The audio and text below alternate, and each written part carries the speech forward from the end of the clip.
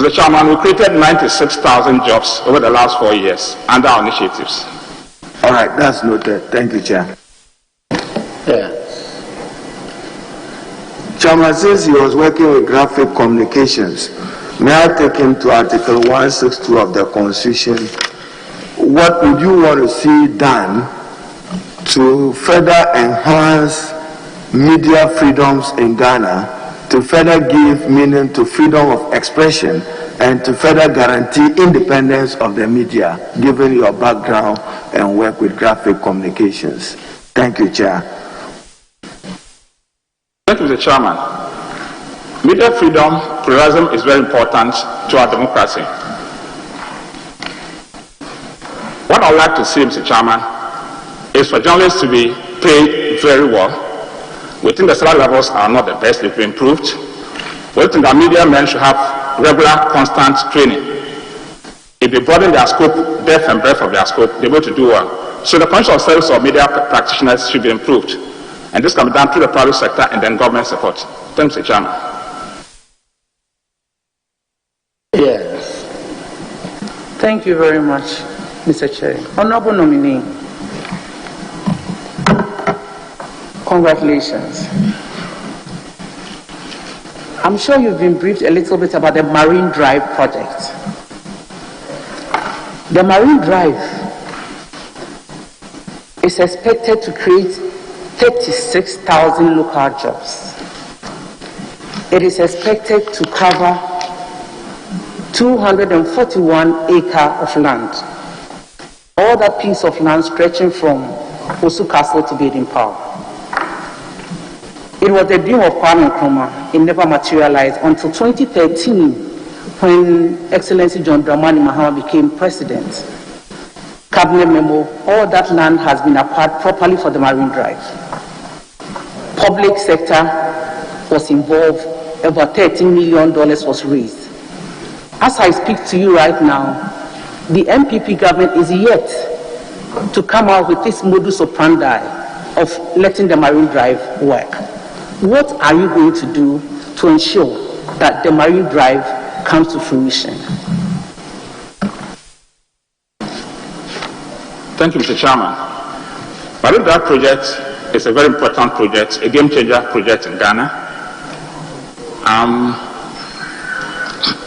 When I'm given the opportunity by this August committee, what I'll do is to look at the details. I'm a business-driven person, and I want to assure the House that I'll put in the maximum to energize and make sure that the project is accelerated and create necessary jobs for Ghanaians. Thank you. As a follow-up to that one, tourism is public sector-led, private sector-driven. Are you going to ensure that the private sector actually participates in the Marine Drive project? Thank you, Mr. Chairman. We are expecting the president is supposed to invest in between $8 and $10 billion over the next 10 years to improve to ensure the Marine Drive gets underway. We want to ensure that we encourage and enhance the private sector to participate. It's very important that the PPP arrangements are made so that we're able to create, as I said, over 36,000 jobs. What we intend to do is to encourage the private sector across the globe and give a lot of preference to Ghanaians. And I think that we cannot do it alone without the private sector. We would encourage and motivate the private sector to contribute and make sure that Marine Drive projects come on stream and is done according to schedule. Thank you. Okay, so to my second question. Tourism has been touted as the fourth highest foreign exchange earner, providing about 6.2% to GDP. It also provides about 5.3% of national employment. I think that this information is not accurate. Tourism is more than this. We don't have a tourism satellite account. One was started in 2016. As we speak right now, it has not worked. You are going to take charge of tourism. What are you going to do to ensure that we have a tourism satellite account that gets at the proper data of actual tourism contribution to Ghana? Thank you, Mr. Chairman. Tourism everywhere around the world is contributing significantly to GDP. In Ghana, as you said, it's about number 4 according to the Bank of Ghana statistics. We think, when given the opportunity, we are convinced and committed to make tourism number one contributor to GDP. We've all along depended on cocoa, gold, and oil. We all know that these are extractives we cannot be sure about their certainty in terms of revenue. We're going to embark aggressively, not given the norms, Mr. Chairman, to do both domestic tourism and international tourism. Ghana has the best in terms of tourist sites. The Ghanaian people are very warm. We have very rich arts and culture. We have very good heritage sites. And we think that when we put our heads together, we want to, especially internal tourism. So, Chairman, in the year 2019, while we have the year of return, 1.1 million tourists visited this country. That grows over $3 billion. This has been an increase systematically over the last 8-10 years. We don't do much of internal tourism. And I want this opportunity to urge Parliament, represent to the people, to champion this internal tourism drive. If every time you go on break, if I'm given the opportunity, I want to organize members of Parliament to go around the country. We want to have corporate tourism, school tourism, religious tourism, and others. Apart from making people know all the parts of the country, it blends national unity and creates opportunity for the rural community. So I want to see that we can do a lot of internal tourism. To do that, we also need to improve our arts and culture. Good drumming and dancing is very important for us. Our national festivals of arts and culture will have to come back on stream. So I can create that. You can't have effective tourism without a good arts and cultural background. We need to develop all the three. It's intertwined. So we need to develop our arts, cultural heritage to enhance tourism. We think that over the next 4 years, tourism in China should be number one compared to GDP. From number 4, we can gross $5 billion averagely from the next 2 years. So we're making number one is foreign energy to this country. Thank you. Chairman, sorry, Mr. Nominee. Are you sure your $5 billion is not over ambitious? Because the projections globally is for Ghana to be able to rake in $1.2 billion. You have any plans to support your over-ambitious initiative?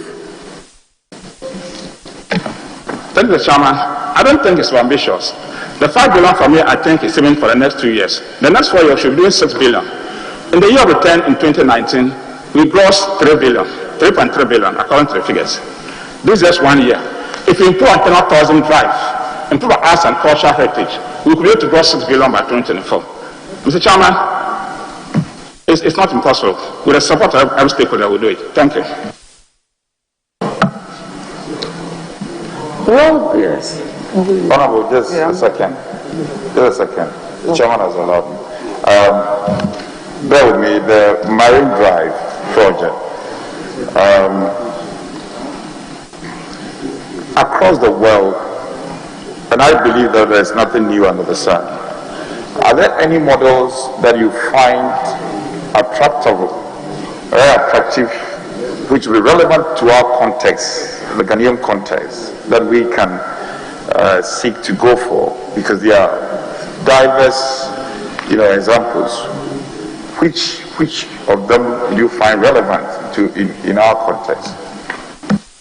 So is it in terms of tourism? Yes. Thank you, Mr. Chairman. Mr. Chairman, in Seychelles, what they've done even within this COVID period is have 28 days in Seychelles. It's a model. 28 days, you pay $40,000 for a family of 5. And that has attracted a lot of tourists to that area, just Seychelles. I think that we don't have to reinvent that. We have also to grow our own strategies in Ghana. Mr. Chairman, when given the opportunity, we want to build a film and music studio. It's one element that can increase the tourism potentials of this country. We don't have any serious studio in this country. If we build a film studio, I'm working very hard to acquire a studio. That's one of the early things we do. The film studio we build would help in music and in film production and make Ghana the hub of film production in West Africa. Thank you. Yes, we will continue. In November 2018, the World Bank gave Ghana a grant of about $9 million. The first window has opened. for 1 million. As we speak now, that 1 million has not been assessed because, among other things, there is no expertise in the system to help people to assess this fund. People in the creative industry, people in the tourism industry, funding is a challenge. But because of the lack of capacity to assess this funding, part of this money is sitting down. How are you going to ensure that the creative industry, the tourism industry, take a benefit of this World Bank grant? Thank you. Thank you, Mr. Chairman.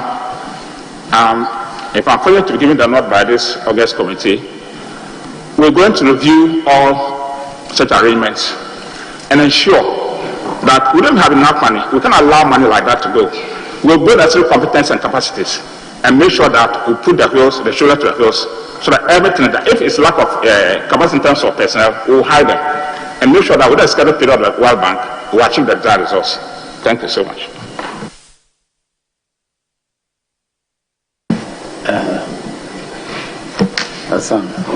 Thank you very much, Mr. Chairman.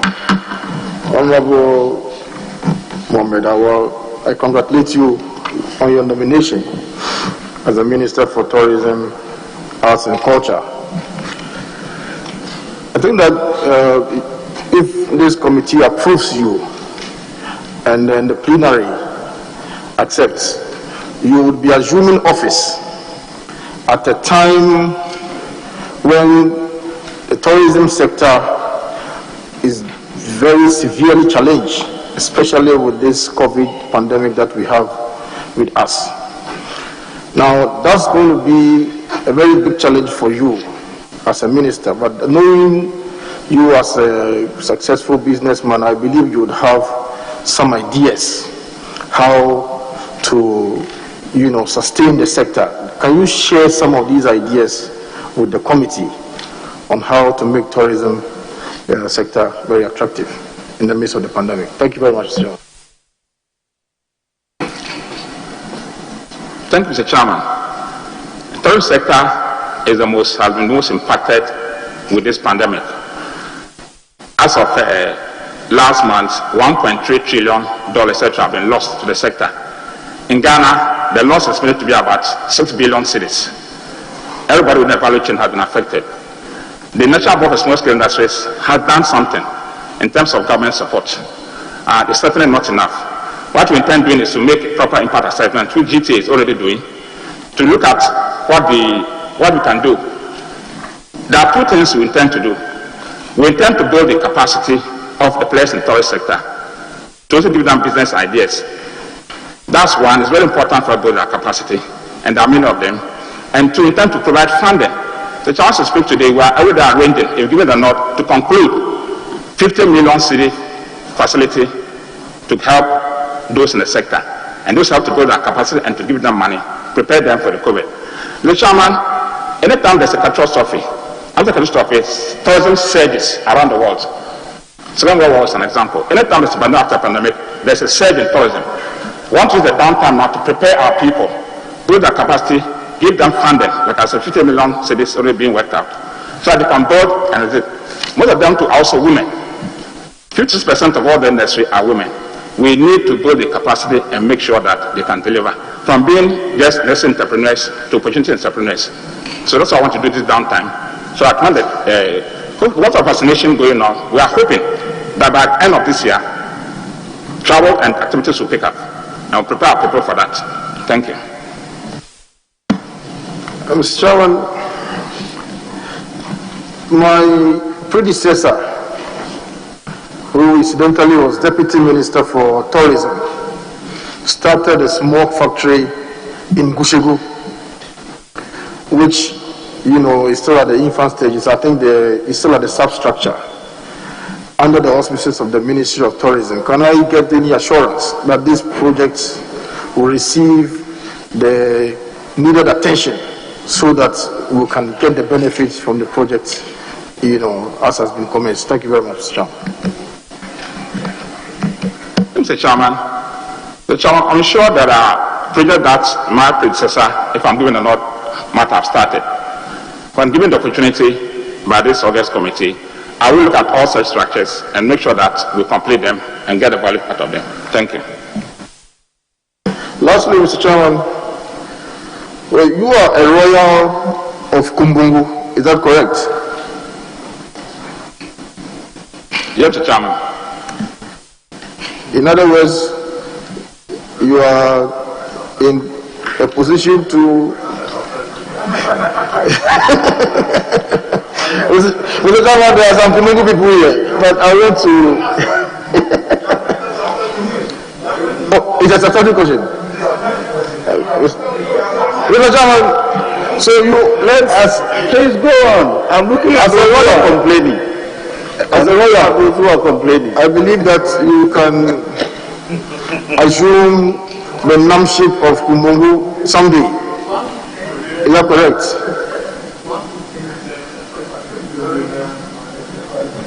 Mr. Chairman, it's possible. It's possible. As a minister, if you get the nod and the scheme becomes vacant, will you be... That's very speculative. To relinquish? That's very speculative. Yes, Nilante. Thank you very much, Chairman. My very good brother, my friend from the Inky fraternity. I want to start first with our festivals. Analyzing our festivals, you can easily see that there is no coordination in order to package it to be exploited as a potential.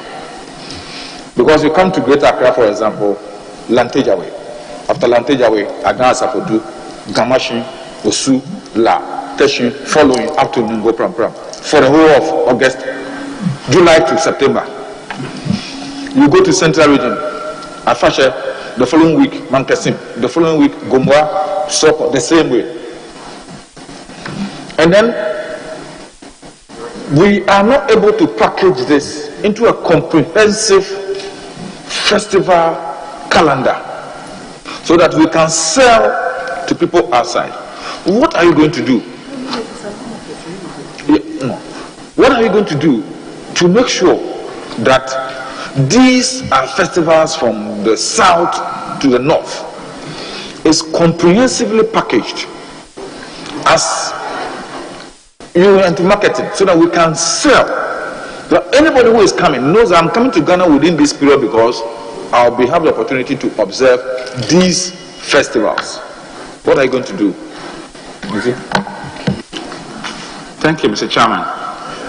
Marketing and promotions are very, very important in achievement of goals of my festivals.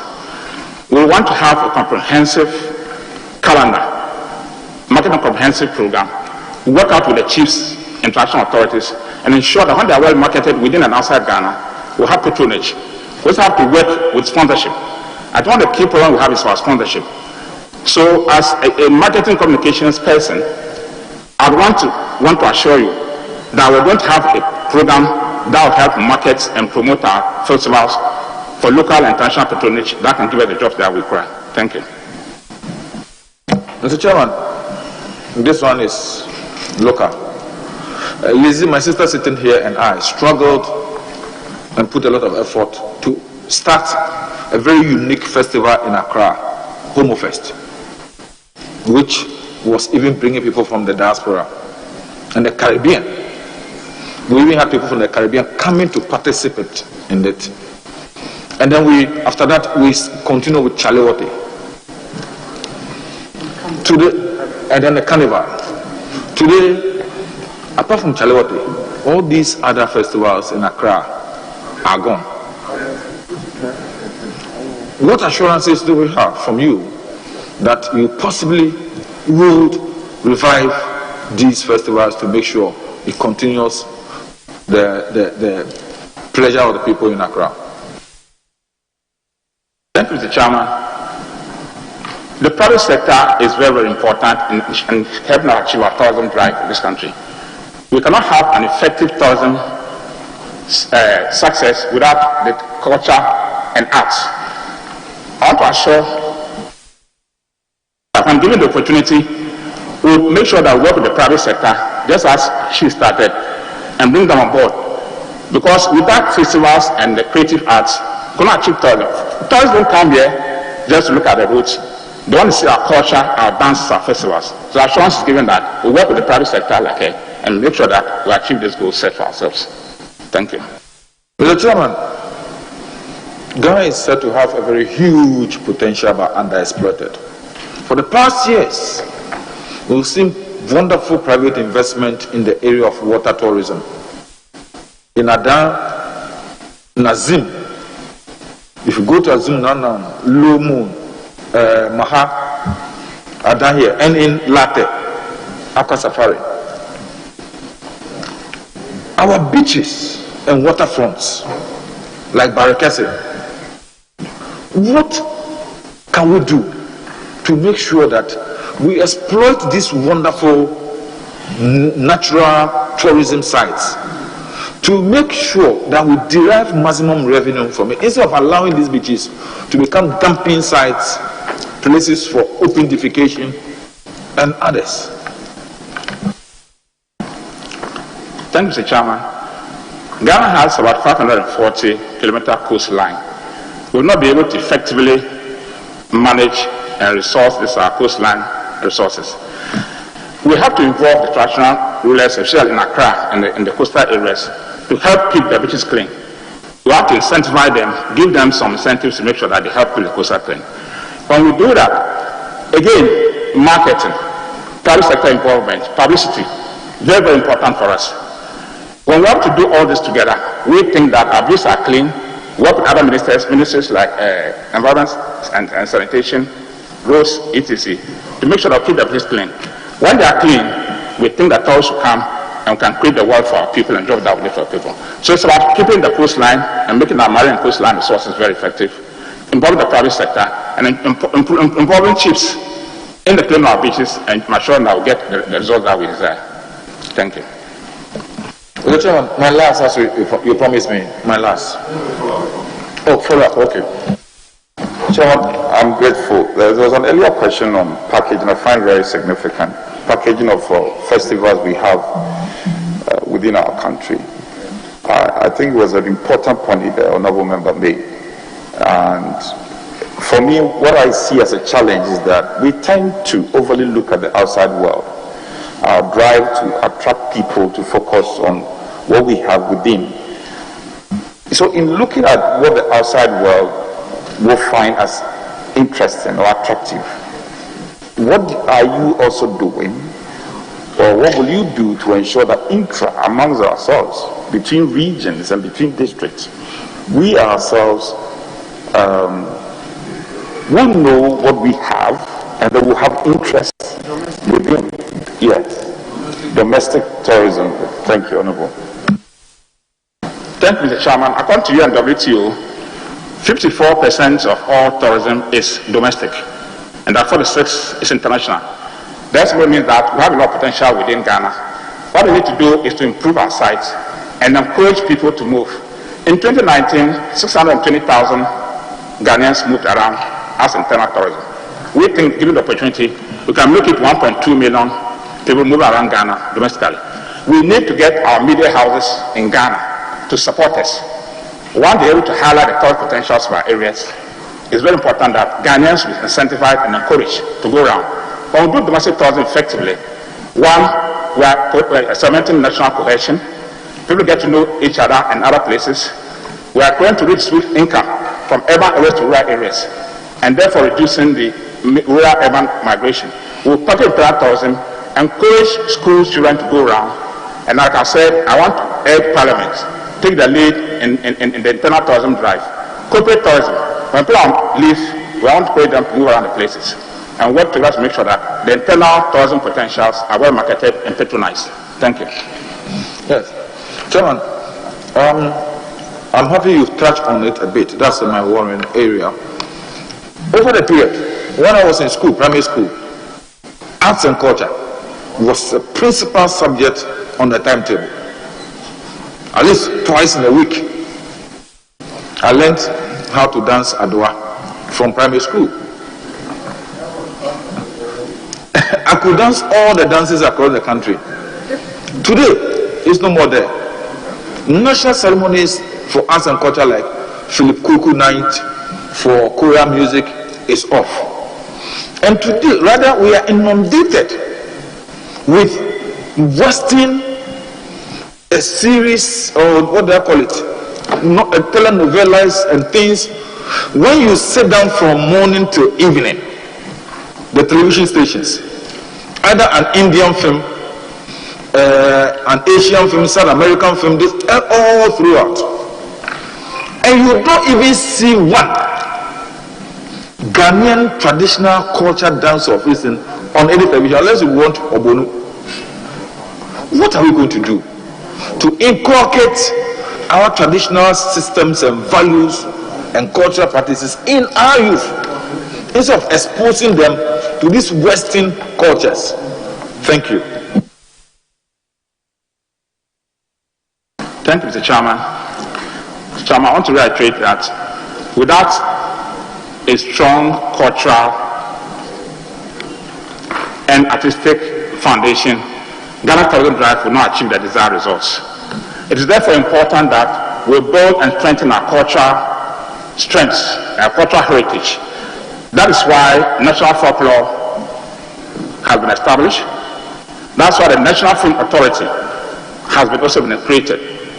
So, Chairman, as I said earlier, we intend, given the nod, we intend to put up a $20 million studio, already working with the private sector, to make Ghana a hub for film and music and other artistic arts. This will make Ghana the hub of film in West Africa.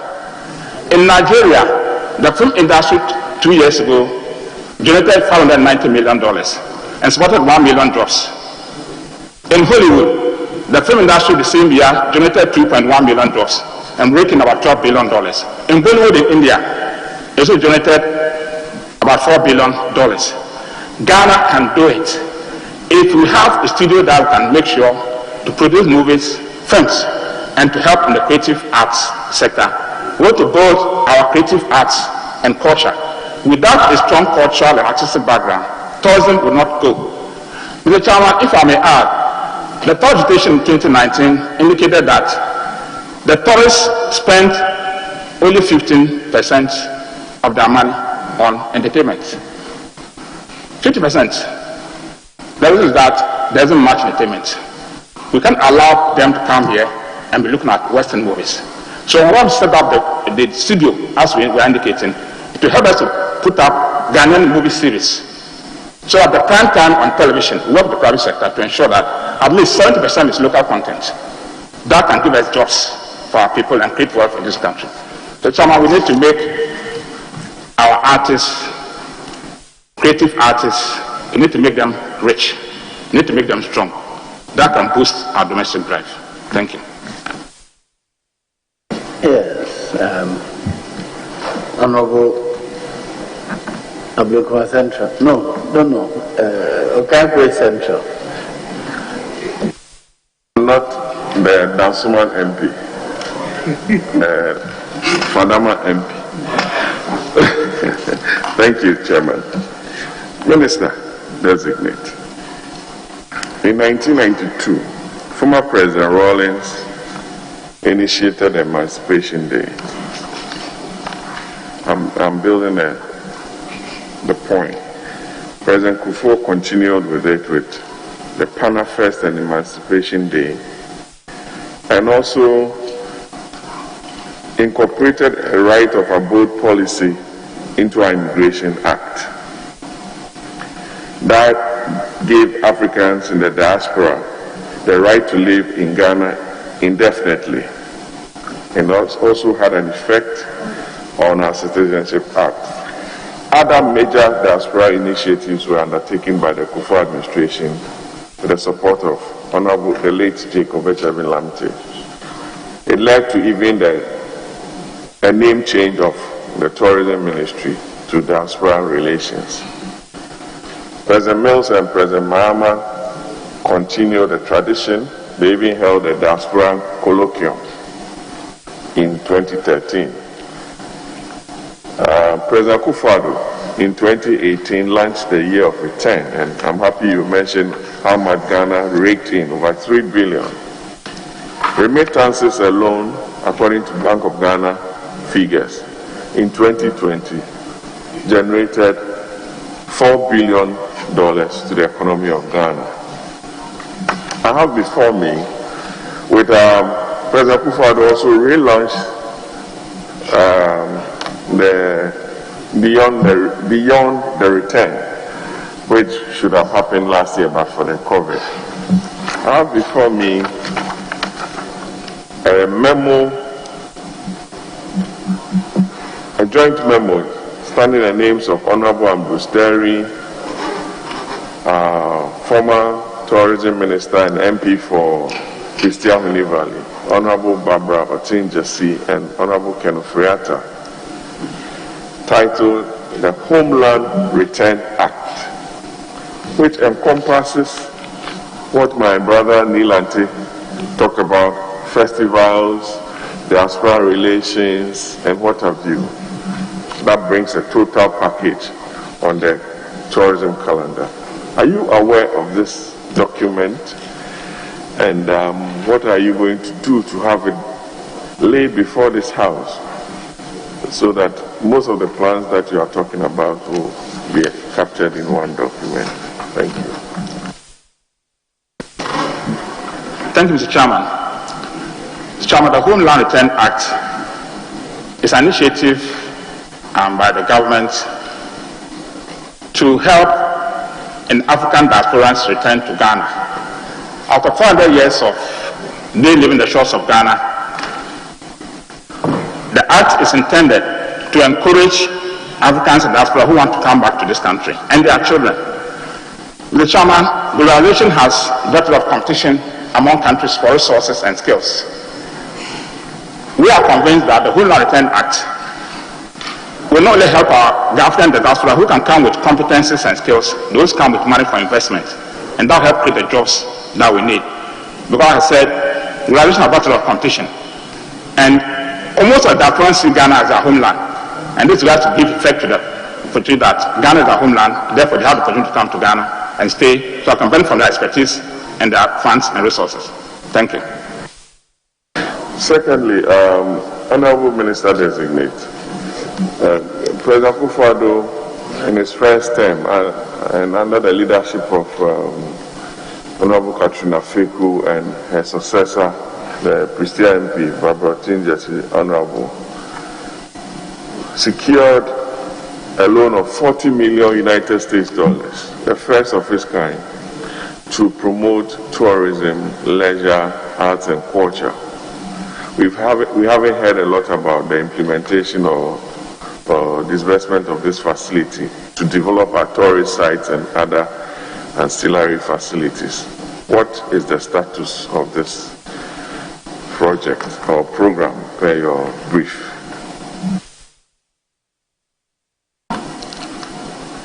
Thanks, Mr. Chairman. Yeah, the $40 million facility was meant to do four things: to improve the tourist enabling environment, enterprise some of the tourism sector, build capacity of players within it, and to improve some tourist sites in the country to enhance tourist stations and revenue. And I'm giving the nod by this August committee, Mr. Chairman. I would have to look at it and see where it's gotten to, and give the necessary drive, energize the process, and make sure that it is implemented according to schedule. Thank you. Lastly, Minister, domestic tourism. Ghanaians love to travel. They go to Dubai and what have you, Gambia. You have over 400,000 public servants, and they don't even know Tamale. They don't know Larabanga, they don't know Cape Coast, they don't know the Tiwa Mountains. They haven't been to Bolga. Honorable member, your own children, where do they know apart from Accra and the brothers? My children, I have made a conscious effort that every vacation I take them to one region. Very important. That's the beginning. Yes. So, Minister, what package are you going to put in place at least for a deliberate program for public servants, just to start with. That's a big community that when they are on leave or on vacation, they visit some of these local tourist sites in Ebri, Mole, Cape Coast, Asemanso, the Hanging Bridge at Ablekuma West. Thank you very much.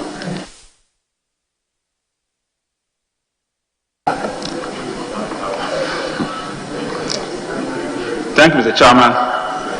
Internal tourism, domestic tourism is very important for Ghana and for Ghana. Mr. Chairman, when given the nod, we intend to package internal tourism to attract minimum of 1 million visitation within Ghana in terms of internal tourism. What we need to do is to make a package with the hotel owners, transporters, airline operators, and food vendors. We would package in such a way that, as it says, there are about 500,000 civil servants, but also church religious tourism. We also want to show that school children, or cut them young, school children are encouraged to go from Accra to Wa to Tamale to Volga to Volta region. It's very important for us to do that. As I said earlier, we are targeting 1 million internal tourists every year. That we hope will create a lot of jobs for our people within the down value chain: hotels, food, transport, even cleaners. So our project is to make sure that our plan, strategy, is to package internal tourist sites. So that tourism can also create national cohesion, national unity, and like I said, distribute income from urban areas to rural areas. As they go, they spend money, and the rural economy will energize and sustain for development. Thank you.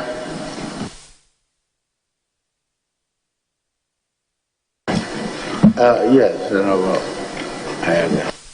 Thank you very much.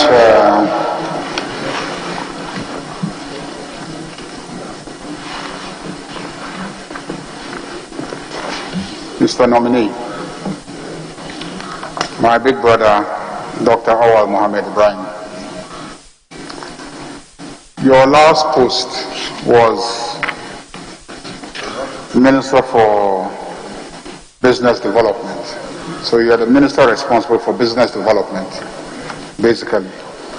And from your CV, you were to coordinate and develop a policy space governing business development.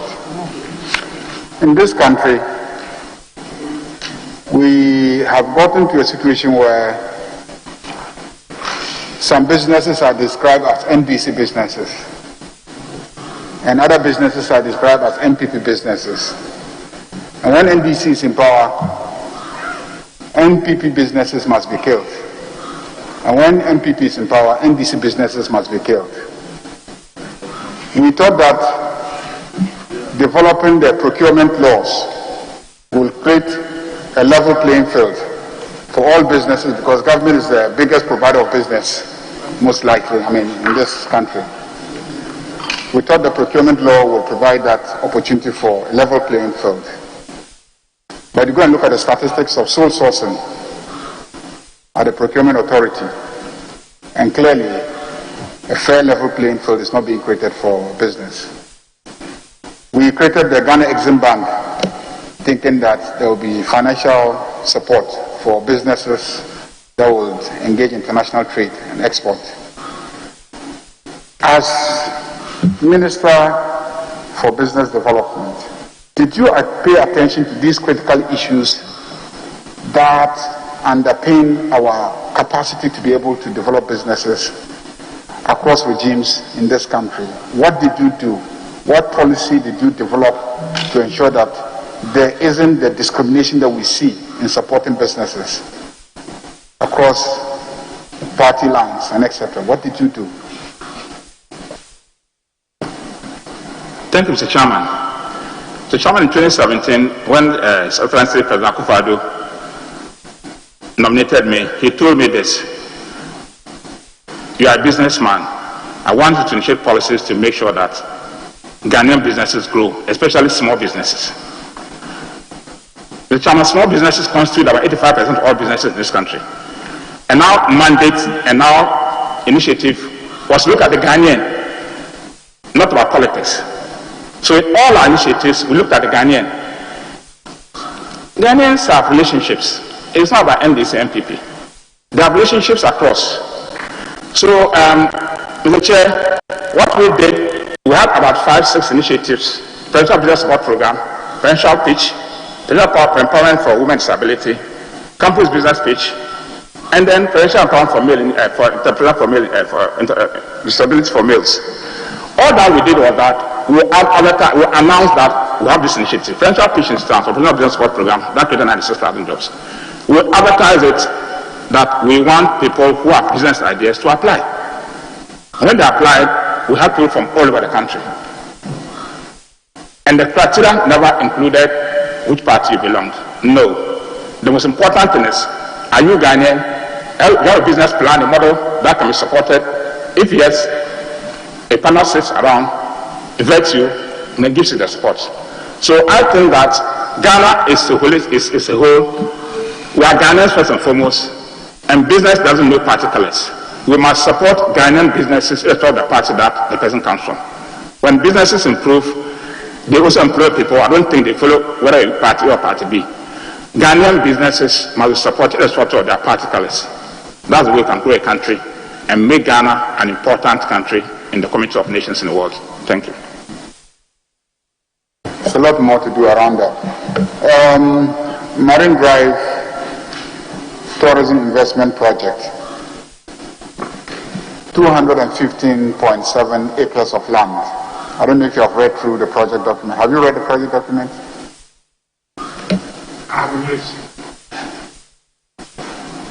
Yes, Mr. Chairman, the Marine Drive. It's just a question. Have you read the project document? I'm going to ask you a question. I need to know if you have read through the project document. I've been briefed. Pardon? I've been briefed. You have engaged? Briefed. Oh, you have been briefed, but you haven't read the project document. Okay. All right. I mean, it's a major project involving 217 acres of, I believe, the most valuable land in Accra today, apart from maybe airport residential area or cantonments. Now, you are going to that ministry, assuming this parliament approves you. What guarantee do we have? And do you promise this house that when you get there, you would account to us the mechanism by which you are going to allocate the lands to developers? Will you be fair? Will it be through transparent public auctions? Can we get that assurance? And will you report to Parliament how fair and transparent the process of allocating these lands for the development and engaging developers will be? Thank you, Chairman. The process has begun. When I'm given a note by this committee, well, I can assure the House that I'm going to look into it and make sure that the needful is done. We cannot wait any longer. So if I want to assure the House that I'll take the necessary step to ensure that we activate it and make sure that it goes very well according to the schedule. The question is not the schedule for the implementation of the project. The question is specific. It is 215.7 acres of land, prime land, one of the best lands in the country. And you are supposed to engage developers to develop the whole place. You are likely to be dividing it into lots and giving out. Question is, can you assure us, assuming you become the minister, that the process for selecting developers and allocating these lands will be transparent by public auction, and you report to this House how you allocate and determine people who will use this, who will develop these lands? That's the specific question I'm asking. Thank you, Chairman. Chairman, due process will be followed. The right thing will be done. Thank you. Last question is, I've looked at the handing over notes of the Ministry of Tourism, Creative Arts, and they propose that we develop akufo-addo hotels across the country. How will you achieve that? Because that's very important initiative? How would you achieve that project? Thanks, Mr. Chairman. Like all hotels are supposed to be luxury hotels to encourage domestic tourism. I think it's a very important concept and idea, and I would want to follow up and ensure that it's done. At least one in each region. Thank you. Yes, Reverend. I'm grateful, Honorable Chair. Congratulations, Doc, on your nomination. On Panifest and Emancipation, Asin Manso plays host to the monumental Emancipation celebration since its inception in 1998. For 23 years and 23 consecutive times, Asin Manso has hosted Emancipation, which has attracted thousands of tourists from the diaspora. Unfortunately, the tourism potential of the Asin Manso Slave Monument has been woefully underdeveloped. There is no guest house, there is no rest stop, and the Slave River itself, which is even the thrust of attraction, is left at the mercy of the weather. Now, 23 years on, what assurance can you give to this committee of your commitment to develop an integrated Asin Manso Slave Monument and its ancillary tourism potentials in order to maximize the gains that this country can benefit from that sector? Thank you, Mr. Chairman. The Asin Manso project is a very important one. Indeed, the whole slave route from the north to Asin Manso is the exit point. It's very important for us. I want to assure this committee that when I'm giving the nod, we would make sure that we drop it into an iconic tourist site to attract visitation and to improve facilities and make sure that it's one of the best foreign facilities in this country. I can give you that assurance, Mr. Chairman. Thank you. Thank you, Mr. Chairman. We are grateful for that assurance. Secondly, in March 2019, the President of the Republic, His Excellency Nana Danko Akufo-Addo, signed an MOU, 5 MOUs as a matter of fact, with Malta. Eminent among these MOUs was an MOU on tourism promotion to form a partnership and collaboration between these two countries to promote investment into the tourism industry. As we speak, that MOU has not been tabled to Parliament for ratification, even for the benefits intended to be actualized. If you have obtained briefing on these MOUs, can you assure the committee of what urgent steps you will take to bring this MOU and any other related beneficial MOU that is pending ratification so that Parliament can ratify and for the intended benefits to be operationalized? Thank you, Mr. Chairman. When I'm given the opportunity by this August committee, I want to assure the House that MOU and other MOUs and such arrangements will be looked into and make sure that we speed up and bring it to Parliament for ratification and for implementation. Thank you. Thank you very much. Thank you very much, Mr. Chairman.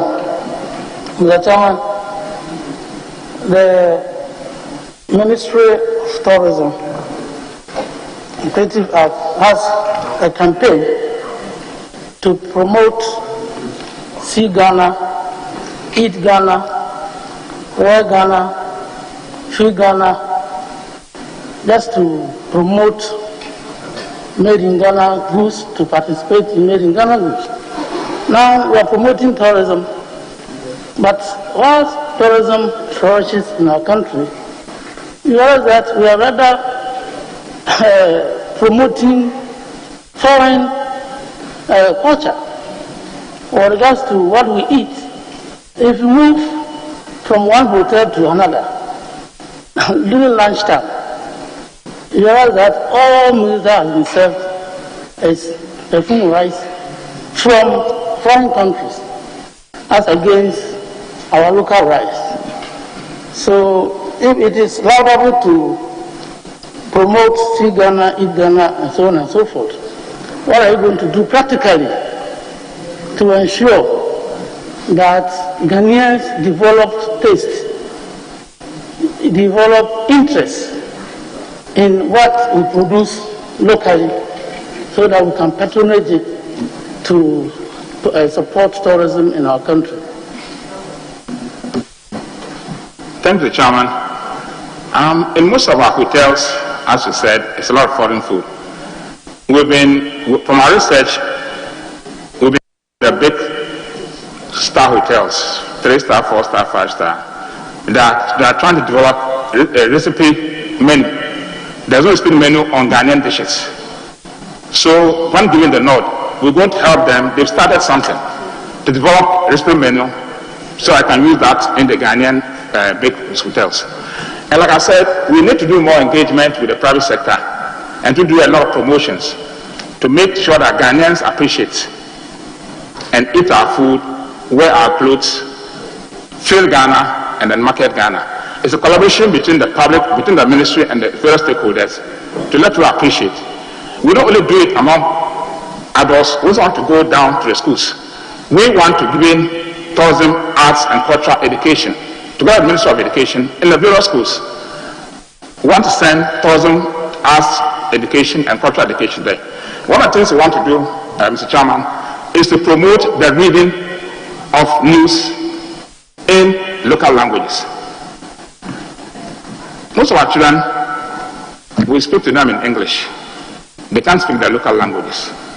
We think that if you want to institute a reading competition between the ages of 10 and 18 across the country, that they can start reading news and enacting plays in our local language as part of efforts. Because our culture is us, it's our language, it's what we eat and what we wear.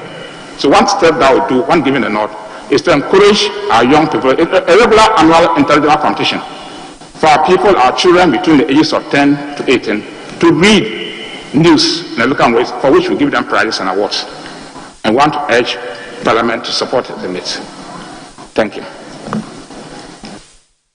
Thank you, Mr. Chairman. Mr. Chairman, when the nominee is given the nod, his ministry will be responsible for maintaining tourist sites and discovering new ones to develop them. Recently, a waterfall was found in Bonzan, a community called Bonzan, in the Agyapong district. Developing it has become a problem because of lack of resources.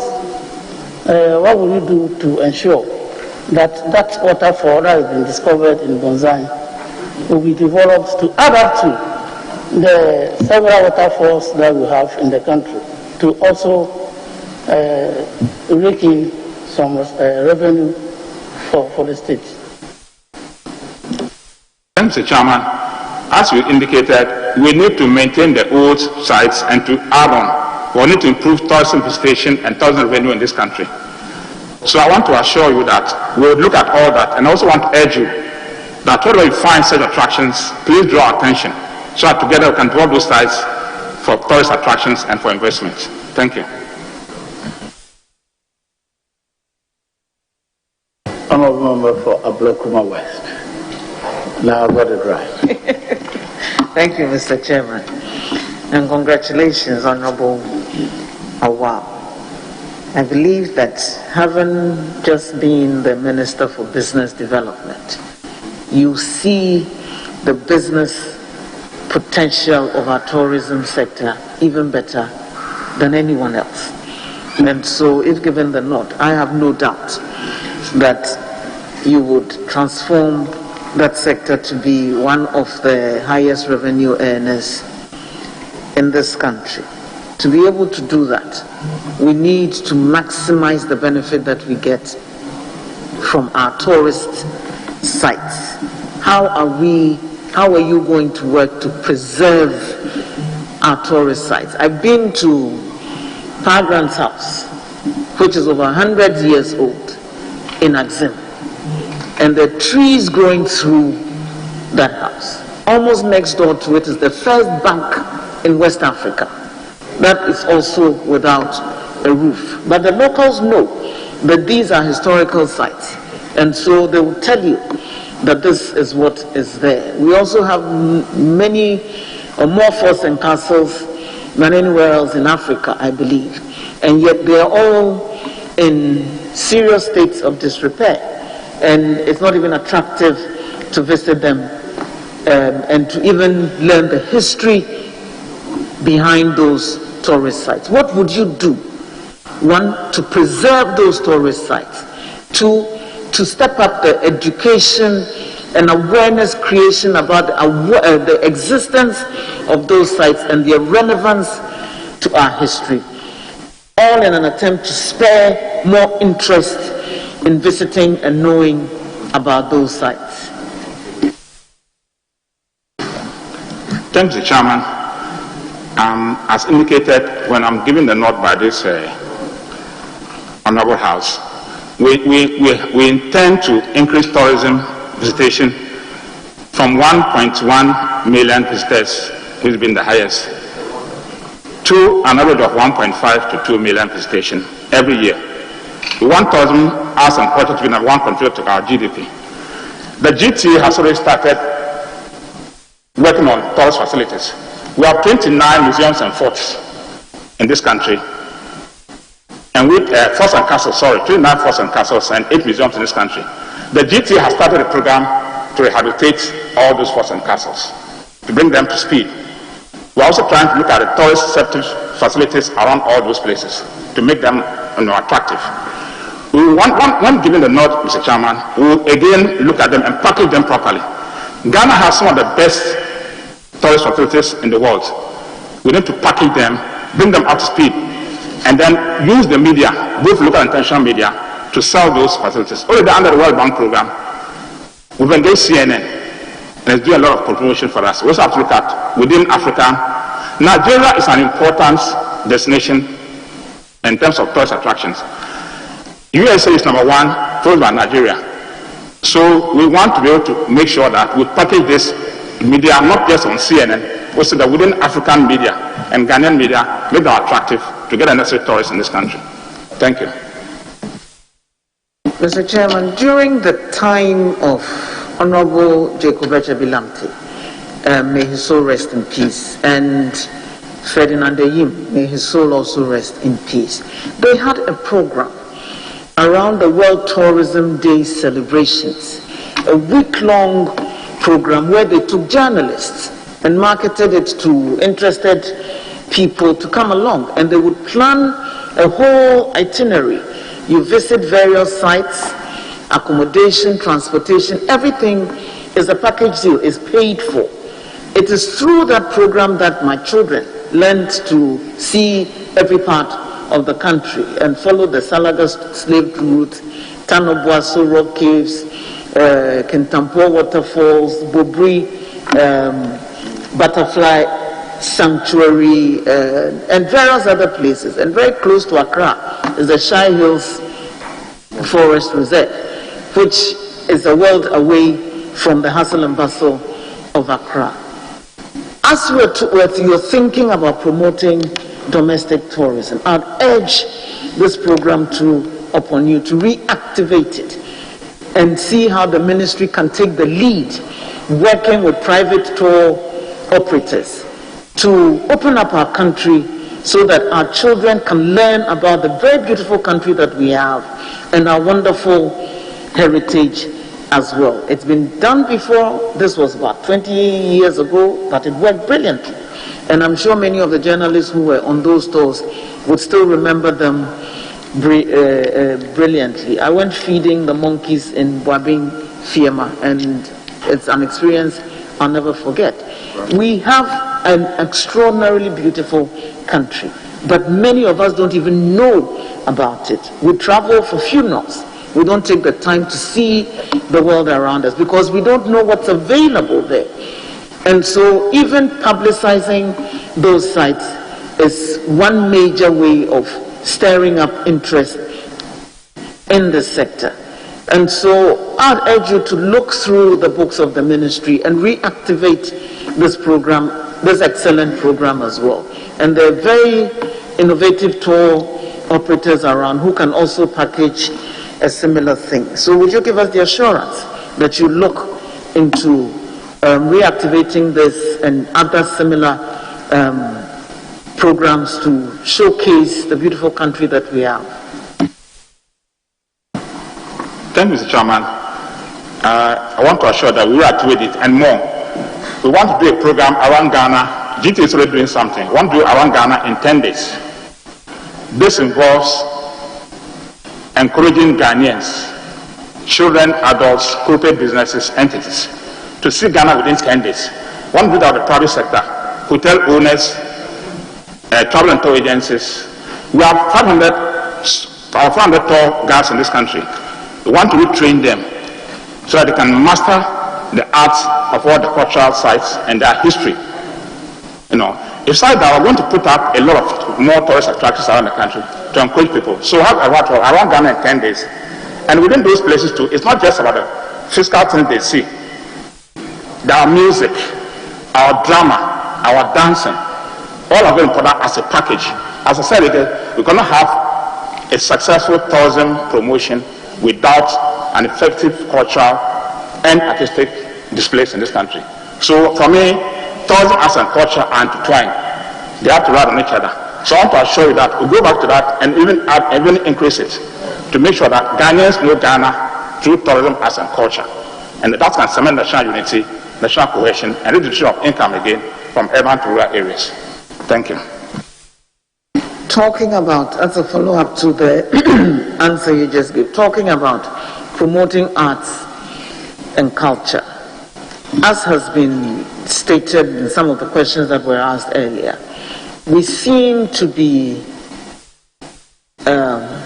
consuming more foreign culture than we do our own. Mainly because one, either as parents, we're not educating our children about our own uniqueness and what binds us together as Ghanaians. Makes us uniquely Ghanaian and makes us stand out from the rest of the continent and the world in which we live. What are you going to do to promote education about what makes us unique? Now, even our own arts and cultures are not, and sculptures, paintings are not appreciated by ourselves. It's foreigners who come here and enjoy it more than we do because we kind of take it for granted.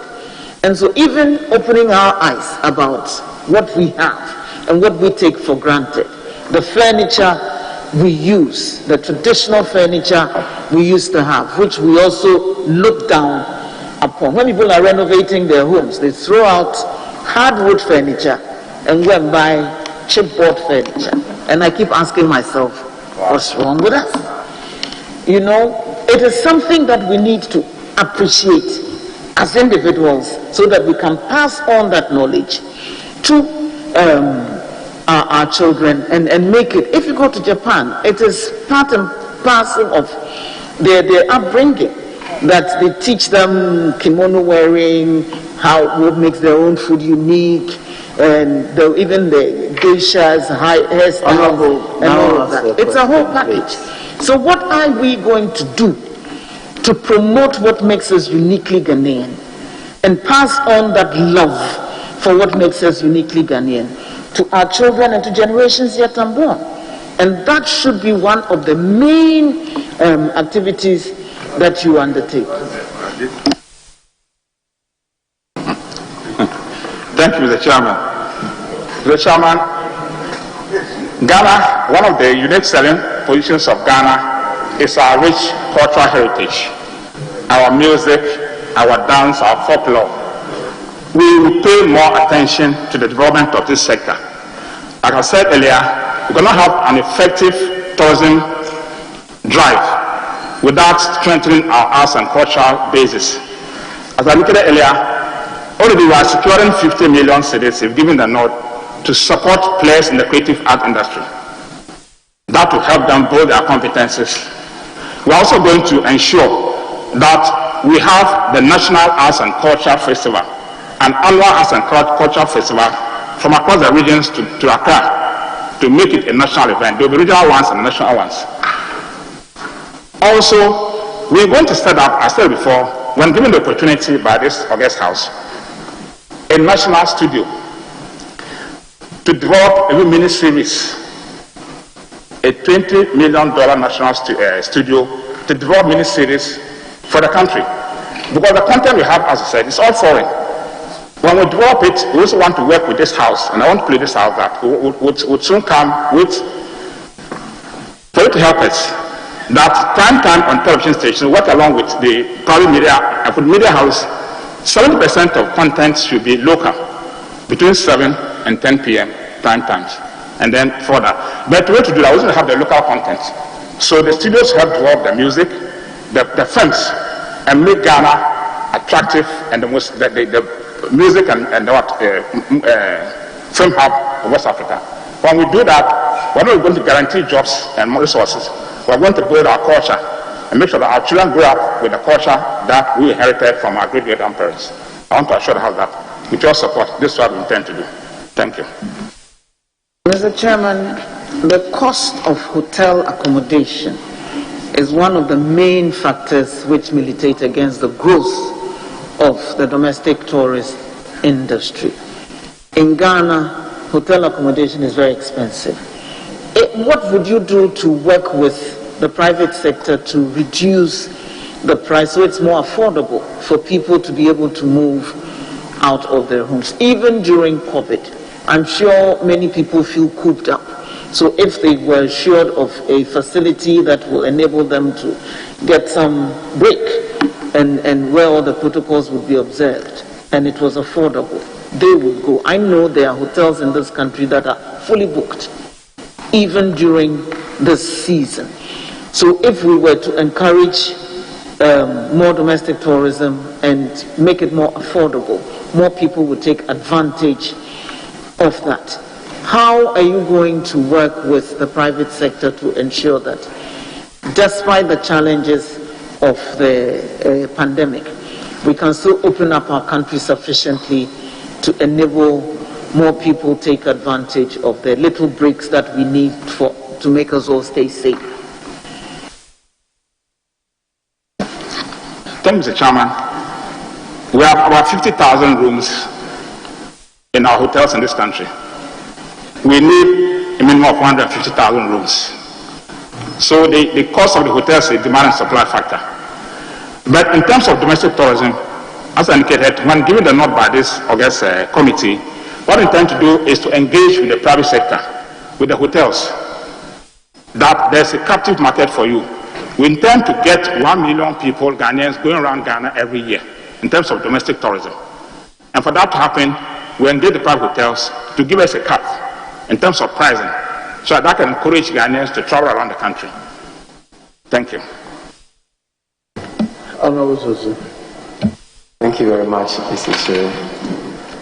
Honorable nominee, in an earlier answer to a question posed, you made a firm commitment to protect the various heritage sites that we have and tourist sites that we have. Are you aware that the tourist site known as the Accra Falls in the eastern region, ahead of the 2020 election, was turned into a kind of training camp for the national security? No, Mr. Chairman. All right, as a follow-up, I am giving you that as an information. Would you be willing to investigate that? And would you be willing, when approved, to investigate that and take steps to recover that site for the tourism industry? Please, not the hotel again. The hotel, the name, please. The name is the Accra Falls, AKAA Falls. It's in the eastern region. Yes. And the question is, would you be willing to investigate that and possibly take steps to preserve that site for the industry? Please, allow. Yes, Honorable Minister.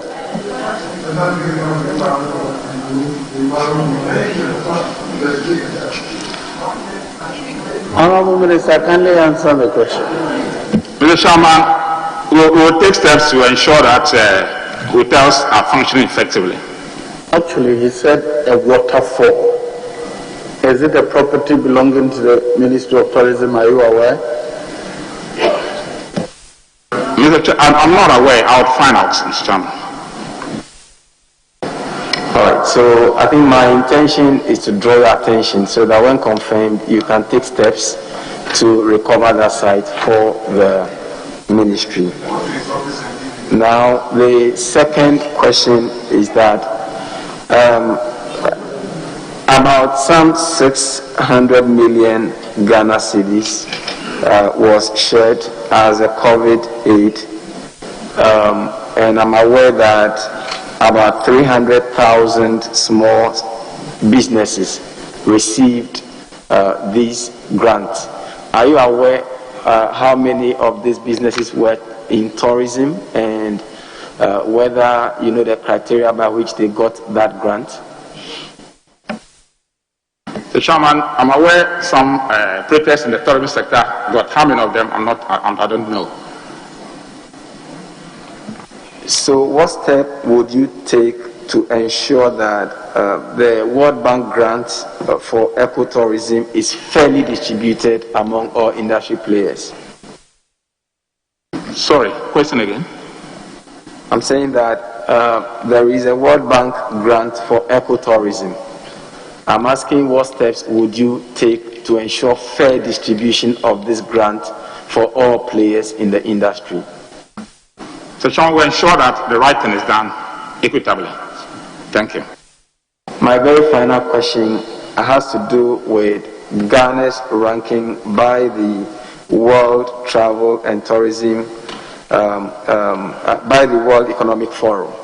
Now, according to the World Economic Forum, Ghana ranked 115th in the 2019 World Travel and Tourism Competitiveness Annual Rankings. And Ghana is 15th in Africa, says the report. And as we speak now, countries like Zambia, Namibia, and Zimbabwe have all passed Ghana in this ranking. What would you do to improve Ghana's ranking in this in tourism in the international space? Thank you, the Chairman. As indicated, tourism is a function of arts and culture. We have a comprehensive plan to improve on our arts and culture, our tourism facilities, so we can improve both domestic and international tourism. So I want to assure the House that when given the opportunity, we'll have a package that will enable 1 million Ghanaians do domestic tourism. We'll make sure that tourism sites around the country are improved, new ones even discovered. We'll also ensure that at least, as indicated, 1.5 million people visit this country every year. That will certainly improve our tourist visitation and our tourist ranking. Thank you. Yeah, so in connection, it's a quick follow-up. In connection with building of the structures, upon your nomination, I think there was this perception out there, and that was shared by some people in the entertainment industry. For example, Ola Michael said that Awal's appointment as tourism minister is disappointing because he doesn't have the capacity to build the structures. What would you say to this allegation out there or this perception out there? Sorry, don't answer. Somebody's view of you is not But it's out there. So if you have your own view, ask him. Right.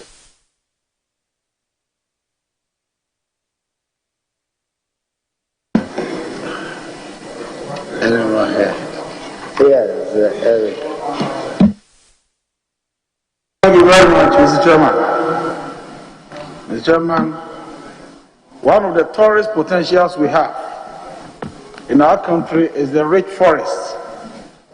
I know the big tree, the biggest tree in Ghana, happens to be the biggest tree in West Africa. Do you know the location of this tree and how developed is that area for tourist purposes?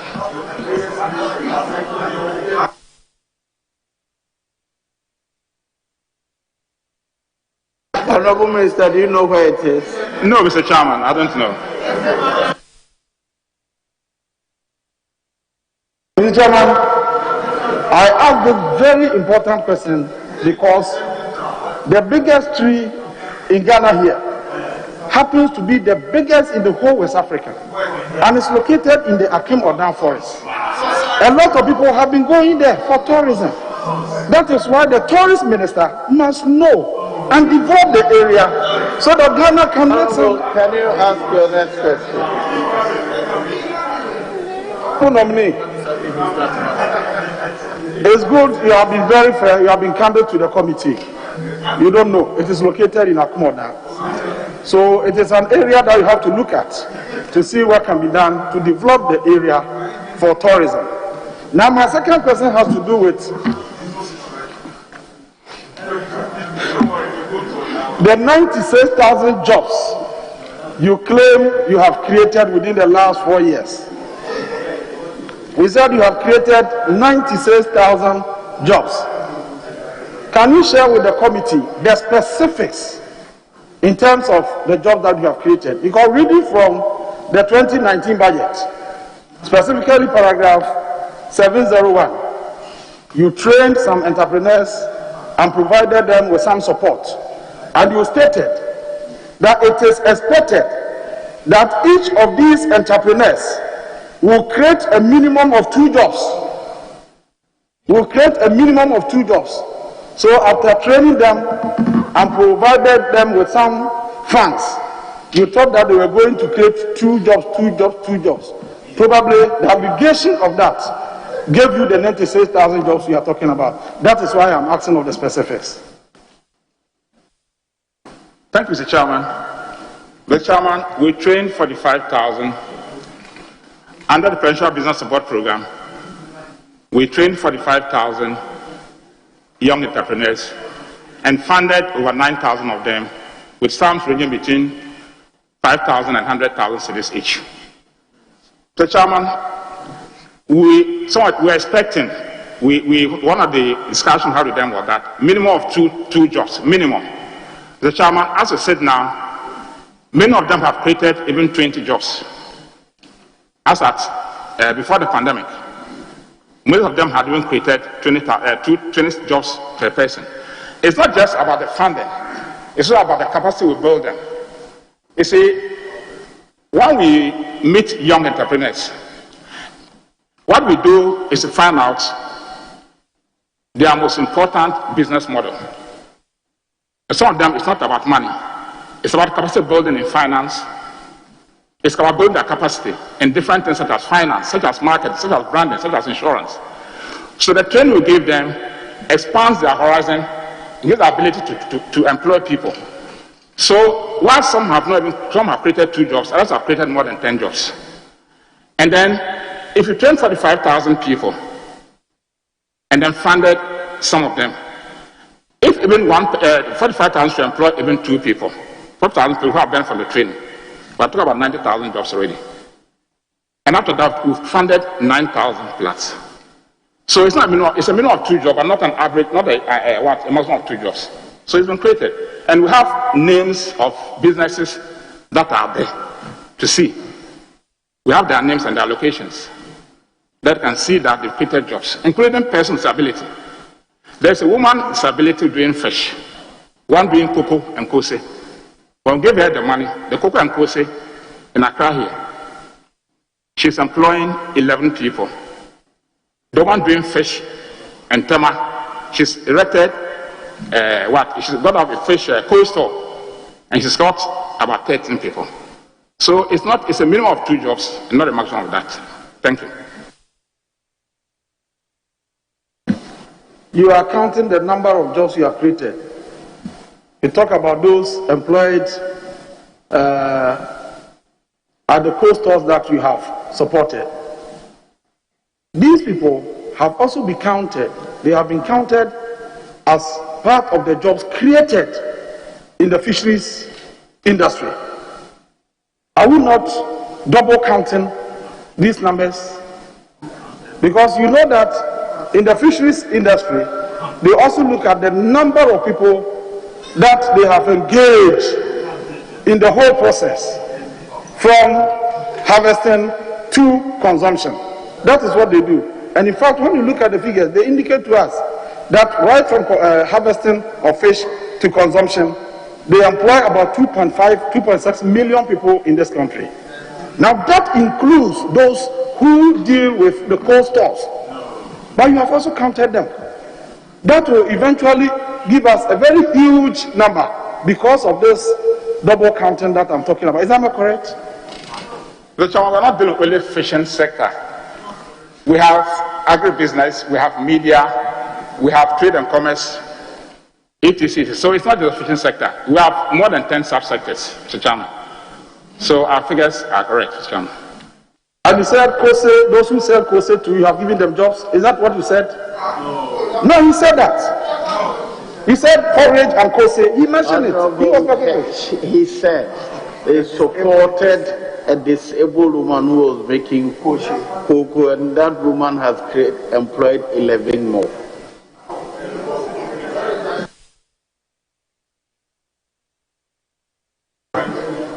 Yes, Honorable Patricia PJ. Thank you, Mr. Chairman.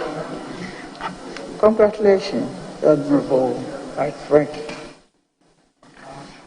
We've been having a very broad discussion about how to improve on the tourism sector. Can you hear me, please? We've been having a very broad discussion on how to improve on the tourism sector. But what I want specifically from you is that, in your view, what are the major selling points for Ghana tourism sector in the next 4 years so that you may occupy the seat as a minister for that sector? Thank you. Thank you, Mr. Chairman. Ghana has so many attractive elements that can make it one of the best tourism destinations in the world. Mr. Chairman, Ghana is at the center of the world. It's the only unique center of the world that the world has. Our festivals are very rich. Our culture, our dances, our music. And Ghana is very stable in terms of political stability in West Africa. So we are politically stable. We have rich culture in terms of music, art, dance, sculpture. And then we also have a lot of forts and castles. As I said, 28 forts and castles in this country, more than many other places around the world, and 8 museums. So these are unique selling points as a tourist destination. Thank you. Follow up, please. I agree with you. We have all these physical edifices. But one of the things that we shouldn't lose sight of is our sanitation, our water supply, our road networks. What I want to ask is that how are you going to collaborate? You know, it's all inclusive, it's a multi-sectoral nature. There is the need to have a very good collaboration with all the other sectors that can assist to enhance most of these selling points that we have. How are you? Do you have a deliberate strategy to look at that issue? Mr. Chairman. Mr. Chairman, tourism, arts and culture is multi-sectorial. Today, we want to even digitize most of our tourist sites so that we need to collaborate with the Ministry of Communications. Those tourist sites have to be improved with Ministry of Transport, Roads and Highways. Attorney General's Office, we need to do that. Ministry of Finance, even Foreign Affairs. When we intend to send our drummers and creative artists outside to perform, we need our collaboration. So we intend to build an effective intersectoral collaboration, ministerial collaboration, to enhance our tourist, to enhance Ghana's tourist destination and improve upon our tourist sites. Thank you.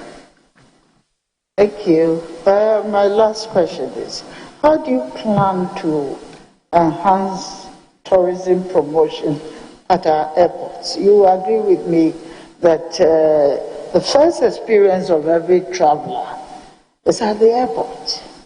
And like most other countries, they try to exhibit the cultures and the kind of activities or centers to take people through what to expect we do there. I don't think we have it in our airport. So how do you plan to do that? Thank you. Thanks, Mr. Chairman. the airports are very important entry points into this country. The chairman, when giving the nod, we also plan to do a lot of promotion and signages at the airports. And the hotels, the chairman, since we want to make Ghana a tourist attractive destination, most all our inscriptions are signages at the airports, and the hotels are in English. We intend to also add at least French to the signages at various airports and entry points, and build a lot more tourist information centers around the country to give visitors a lot of tourist information. So most hotels owners work with the private sector to ensure that their signages and inscriptions in their hotels are also French and English to attract more tourists from the West African Francophone areas. Thank you. Mr. Chairman, maybe I should go on to this one. The movie industry is not only popular, but prosperous. All over the world, you find people in there, especially in America and other advanced countries, you find them to be very rich people. But the Ghanaian situation is the opposite. When given the nod, what would you do differently to make the industry think, to get more people interested in our movie industry? Thank you. Thank you, Mr. Chairman. I indicated earlier that if given the opportunity by this Honorable House, we intend to set up a studio, a modern movie and music studio, to make Ghana the hub of movie and creative arts in West Africa.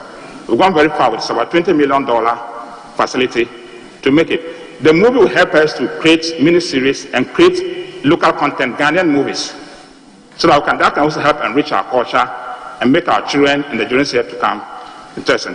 Like I said, when tourists come to this country, an exit interview showed that they spend only 15% of their money on entertainment because they don't have enough of local content. So we think that they can spend up to 30-40% of their resources on living. So we intend to set up a studio, film studio, to make Ghana an attractive hub for films in the South region that can help produce local movies and enrich our culture and our heritage. Thank you. Yes, sir. Thank you, Mr. Chairman. Good morning, Honorable Nominee. I have two questions. The first one is to do with your previous portfolio. You are moving from the Business Development Ministry to a new portfolio, and I want you to share with this House. You would agree with me that the SMEs form the bulk of the businesses around here and actually help to grow the economy. I want you to tell this House how you leverage your experience from the Business Development Ministry to help grow the SMEs in the art and culture industry within the tourism ministry. Thank you. Thank you, Mr. Chairman. SMEs, well, 80% of businesses in this country. Ghana has about 2.3 million SMEs, and the tourism, arts, and culture sector has a lot of them. At Ministry of Business Development, we have to build an ecosystem that encourages young people to build businesses for themselves. Mr. Chairman, Ghana, 250,000 people out of our tertiary institutions every year. Very few of them are able to get jobs. So we have to build an ecosystem that encourages young people to own their own jobs and to be job creators. When given the nod, Mr. Chairman, we intend to duplicate this at the tourism sector, where we can train young people and also give them resources to stand on their own. And women are very important. 56% of tourist players are women. I mean, we have a special package for women, growing women to own business and to survive. Most of them are just nursery entrepreneurs. We need to take them from being nursery entrepreneurs to opportunity entrepreneurs so that they can expand and employ more people. So the experience is that both an ecosystem that enables young people, especially women and youth, to be able to build their own businesses and employ people and then make the tourist sector tick. That's our intent to leverage. Thank you, Mr. Chairman. My second question is to do with the tourism sites directly.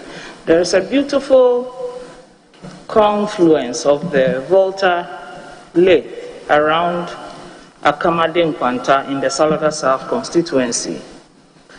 Having used that river on many of my tours, I get the impression that it has a lot of tourism potential, and so it's being underutilized. Of course, it will come with providing infrastructure, hotels, and I don't know if it will be of interest to you to pay attention to the Volta Lake and see how we can leverage its advantages to increase the tourism potential of this country. Tied to that is, of course, the slave markets, the slave dams in Salaga itself. And Madam Honorable Patricia made the point about infrastructure. These tourism sites don't exist in isolation. You know, if you want to, for example, promote the Salaga trade market, it's going to be a Herculean task for you because the road to Salaga is not good. You get to Salaga, electricity fluctuations is a problem. So getting a good hotel where people can stay becomes a challenge. So how will you collaborate with all these other ministries that will help facilitate the promotion of some of these beautiful tourism sites that have been left to deteriorate? Thank you. Thank you, Mr. Chairman. As said earlier, tourism, arts and culture is an integrated sector. It's interministerial, and we need interministerial collaboration. It's a very important point you've made, and when given a nod, I'll work with you. Here's how I can draw the place. But we need all the sectors in the country: roads, energy, finance, attorney general, environment, lands and natural resources. So I can assure you that I'm going to work collaboratively with my colleagues, if given the nod, to improve not only the old existing tourist sites, but even to look for new ones and improve upon them for tourist attractions in this country. Thank you.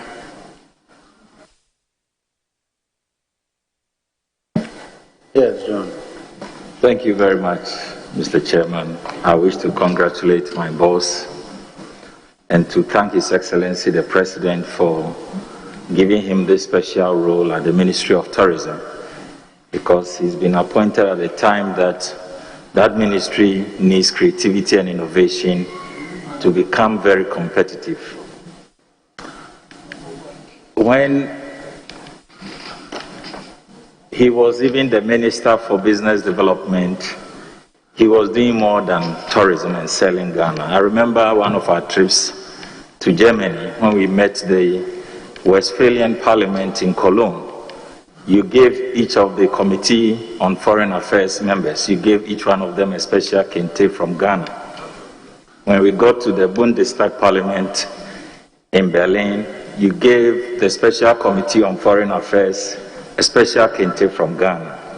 And I believe that you are going to promote Ghana kente, especially the Bonyere kente, and make it a special heritage in our dealings with other parts of the world. I just want to thank my boss for his mentorship.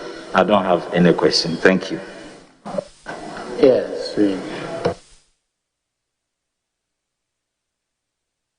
Thank you very much, Mr. Chairman. Mr. Chairman, Honorable Nominee, you're welcome. Let me take you home. I'm happy you have spoken eloquently about domestic tourism, something I also agree with earlier questioners that we must pay attention to, because it enables many to know our country well. And so when they have opportunities to take decisions, they take those decisions based on their correct understanding of our country, because we tend to have a lot of people, in my view, in decision making across the country who don't know beyond the three major cities, Accra, Kumasi, and Takoradi. So I think that is something you must pay attention to. But you and I come from northern region, so we know that when they talk of the Mole Park, it is now in Savannah. When they talk of the Salga slave, it's now in Savannah too. Even that's what I'm saying. We know. Some people think it's not. We know it's not, because there's a difference. When they talk of the Paga Pond, it is in the Upper East region. Some people don't know that. It is not to everybody. In fact, this morning I got a message from somebody who was drawing my attention to a woman who is suffering in Upper East, and he wants me to, lead the charge. And it's all based on that misunderstanding of our country and the locations. So, for me, the Mole Dabong have had a long history, Moshis and Dagombes especially. In my constituency in Kamveli, almost every Moshi across the world, and Kamveli is just opposite your family house too. Almost every Moshi around the world knows about Kamveli. Recently, making rounds in the community, I was told of where the popular Moshi man was buried, which has led to that tradition or belief that Moshis cannot sleep over in Kamveli. Unfortunately, it had been destroyed. They can't sleep in Kamveli. They cannot sleep in Kamveli. They can't pass the night there. Yes, that's a traditional belief. The popular Moshiman who was buried there, where that notion started, they showed me the place. Unfortunately, the grave. Unfortunately, it has been sealed, and someone has put the house on it now, and all of that. So, I want you to assure this committee that when you become a minister, you will hunt in the northern region some of this underdeveloped, in the northern region, some of these underdeveloped sites in the northern region that will promote tourism, which will eventually lead to eradication, if not reduction, of rural poverty.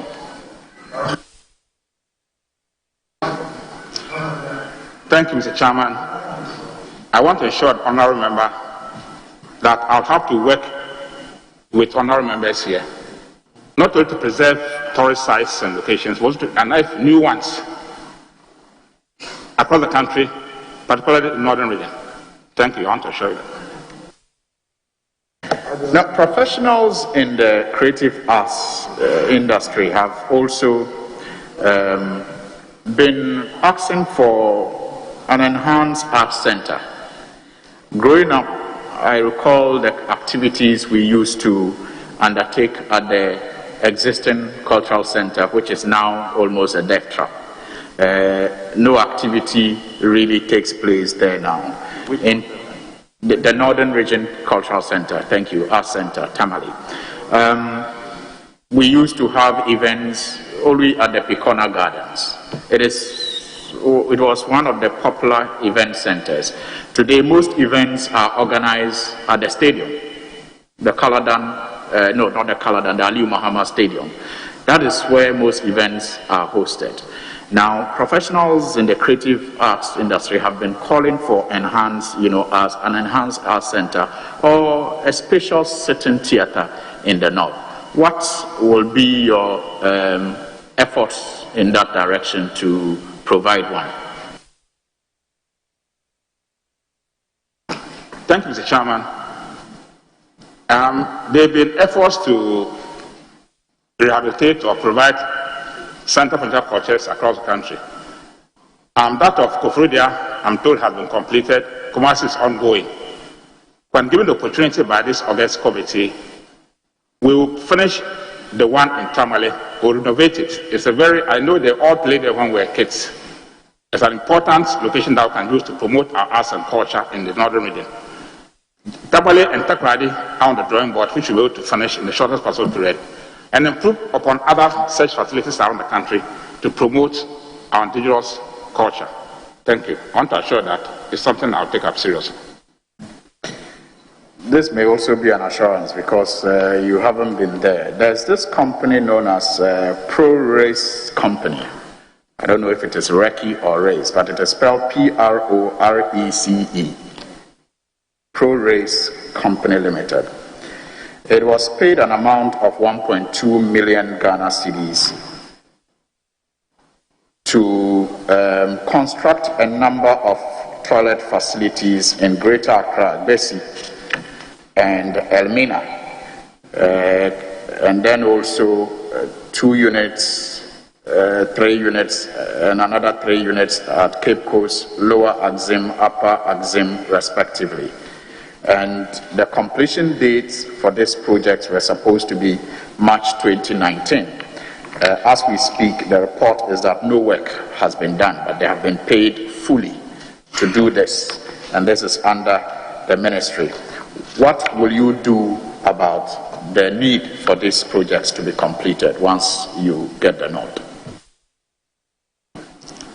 Thank you, Mr. Chairman. I'm sure we should have a file at the ministry. I'll look into it and make sure that the right thing is done, but also be grateful if I found the details from you so I can pick it up when I'm given the nod by this committee. Thank you. I thank you. Yes,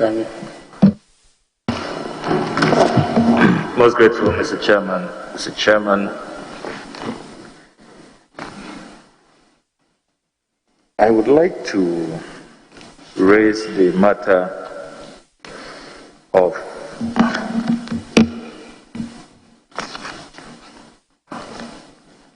an opportunity that we don't seem to be exploring aggressively these days. Following, and this, came to mind following the announcement last week by the iconic musician Stevie Wonder that he intends to relocate to Ghana because he believes that as an African, he will be valued, he will be more respected, and he will feel more at home.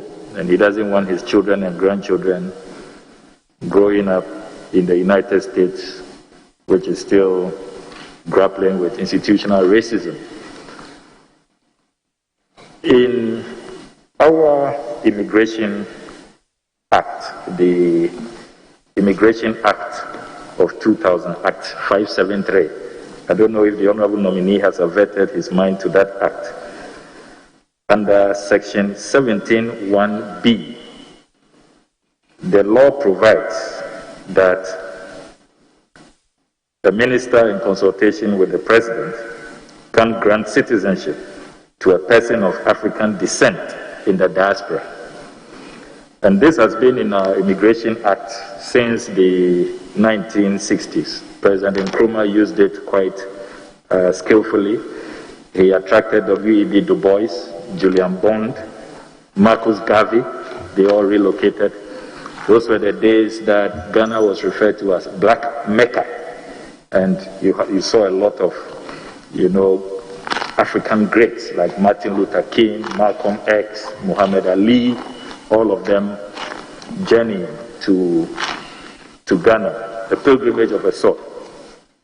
So this is beyond just year of return or beyond a return. This is granting citizenship and attracting them permanently to come and live with us, invest, and be part of our growth as a people. Senegal is attracting a lot of them these days. You see what Akon is doing, the Akon City, a $6 billion investment. Ludacris is also on a big investment in Gabon. He's been granted citizenship in Gabon. How do you intend to go back to this tradition we've had, the Pan-African rich tradition that Kwame Nkrumah started, with the opportunity that the Ghana Immigration Act, Section 17(1)(b) provides, the right of abode? How do you intend to skillfully use this to attract many more Stevie Wonders to come back home and to invest and live with us more permanently, beyond Pana First and Year of Return, just visiting and going back. I'm referring to a more permanent, granting them citizenship, the right of abode opportunity that we have in our laws. Have you averted your mind, and policy-wise, how do you intend to pursue this path? Thank you, Mr. Chairman. Yes, the Year Return, which is a 10-year project, would help. Thank you for this opportunity. But the Homeland Return Act is also another important step towards that. Under this Homeland Return Act, we are encouraging Africans in the diaspora, all Africans, because this is their home. Ghana is the home of Africans in the diaspora.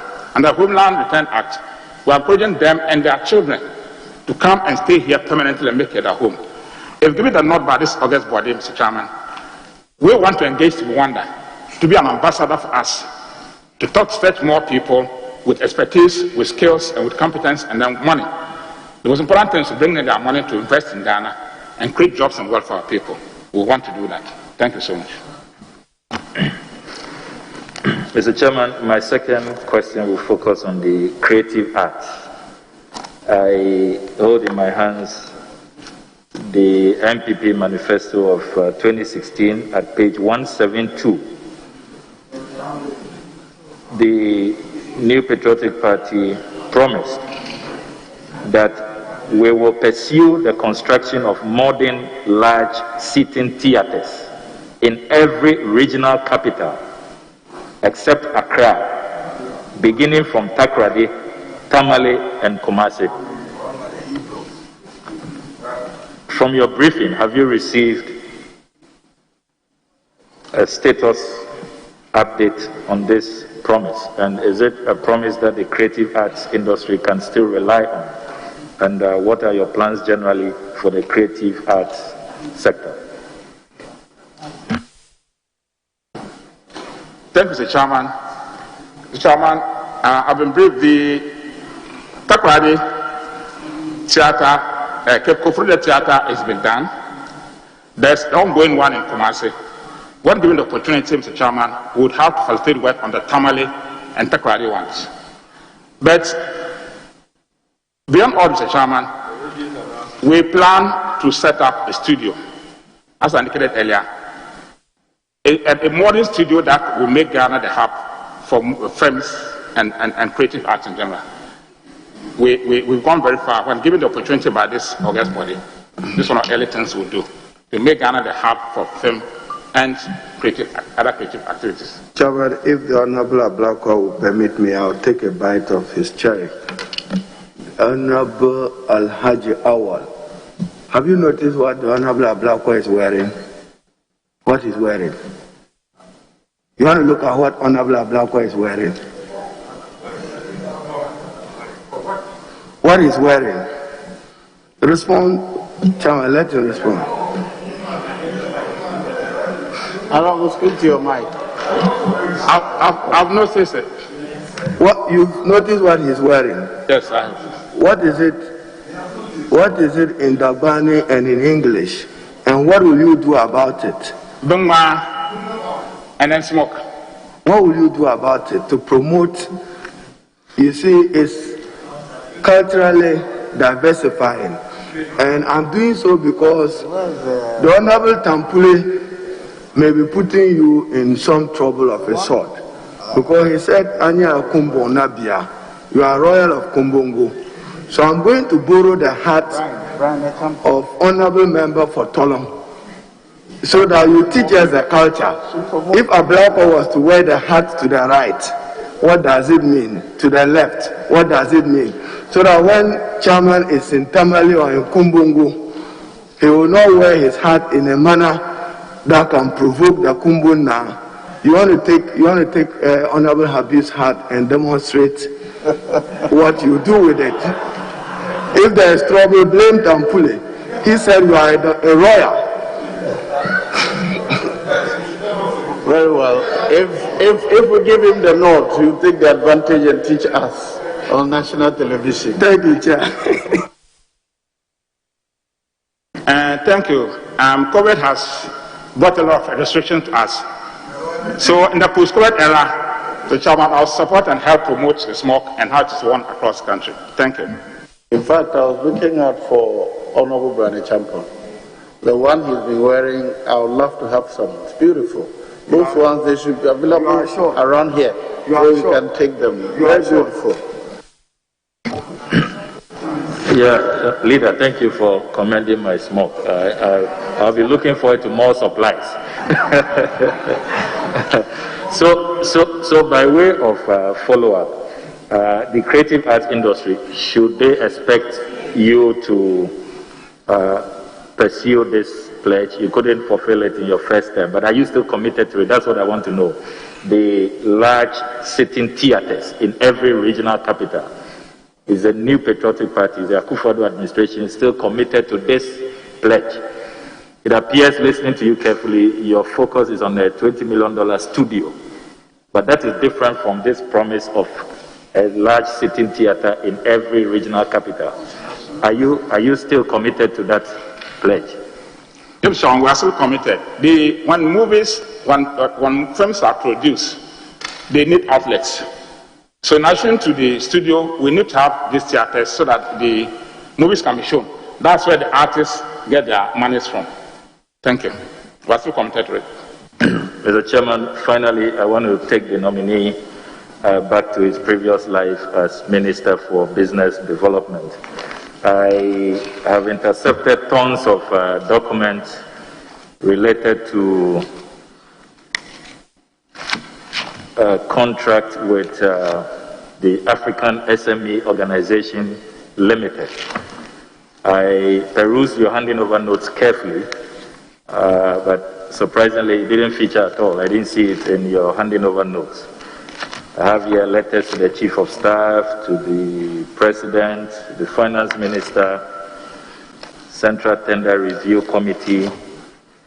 If Chairman will permit me to read one of these letters, October 2nd, 2017, from your Chief Director, Joe Taki, to the Managing Director, Africa SME Organization.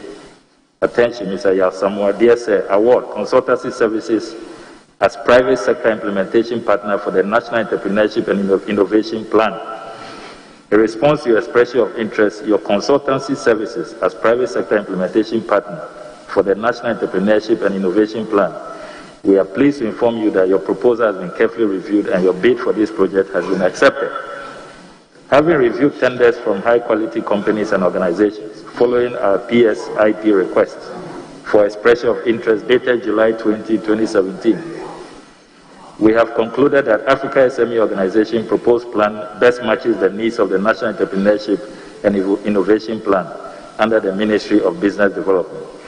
Please contact the undersigned as soon as possible for further discussions on the above, leading to the signing of the final agreement. We congratulate the Africa SME Organization, signed Joe Taki. The contention of the Africa SME Organization is that after winning the tender, you and our good friend, they did mention the Honorable John Kuma, just shoved them aside, and Ghana intends incurring a 5 million Ghana cedi judgment debt, which appears to be a legacy you may be leaving behind at your ministry. Do you care to comment on this matter? It appears a petition was sent to the President, but there has been no response. Thanks, Mr. Chairman. Mr. Chairman, the matter is in court, and I'll humbly beg to, it's in court, Mr. Chairman.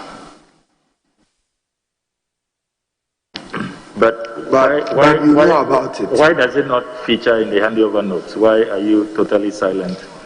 This is a very important issue, potential 5 million Ghana cedi judgment debt. The matter is in court. It was in court, Mr. Chairman. Do you know about it? Oh, of course, you say it's in court. It means you know about it. All right. Some way. That means the activity and the transaction, which is being contested in court, do you know about it? Mr. Chairman, I'm aware about it. But Thank you. Thank you. Very well. Honorable Muntaka, now, my leadership is not here now, so. Thank you very much, Mr. Chairman. Mr. Chairman, I just want to find out from the nominee. Yes, as he said, it's in court, but why has it not found especially in the handover note? Mr. Chairman, I don't have my handover notes here. I can't comment too much about it. Okay, but the handover note was signed off by you. Yes. But you can't recollect that this was part of the issues that you asked that is properly documented, so that at least in future everybody who is to be responsible for that sector will know that this is pending. You can't remember that that is in there. Remember. So if it is not in it, will you want maybe after this vetting to relook at the handover notes for possible amendment to include this, because since it has to be part of the records of the ministry that you are living? Yes, Mr. Chairman. I know you are still the president representative there. Currently, you are the president representative. So until you are finally sworn in, if this House approves of you, you are still the president representative there. So you may want to take steps to amend the handover notes to include this so that it will be part of the records. Yes, Mr. Chairman. So is there an assurance from you that this will be done? Yes, Mr. Chairman. Mr. Chairman, on a lighter note, there is this belief from even the Gombes in the north that the people from Kumbung, like you and I, are hot-tempered. And sometimes when you start and say, Kumbung Halewa, this which means the Kumbungu behavior is manifesting. Being a royal from Kumbung and having lived in Accra all this while, interacted with so many do you give some credence to this perception of generally people in the north, particularly the Gumbes, about the lack of you and I from Kumbungu? Mr. Chairman, the Gumbes are known to be warriors of Dagong. We led in the colonial wars. We will have some bees there. We are our neighbors. Mr. Chairman, if a political committee is able to mix with bees, can imagine how warrior-like they will be.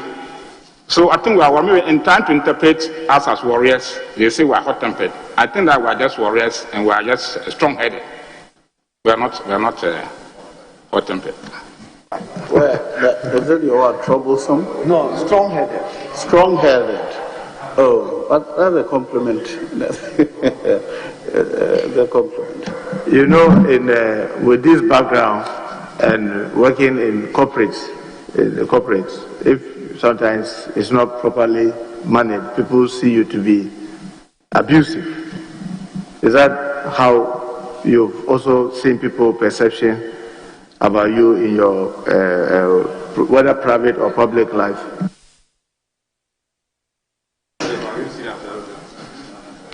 Mr. Chairman, maybe we are being results-driven.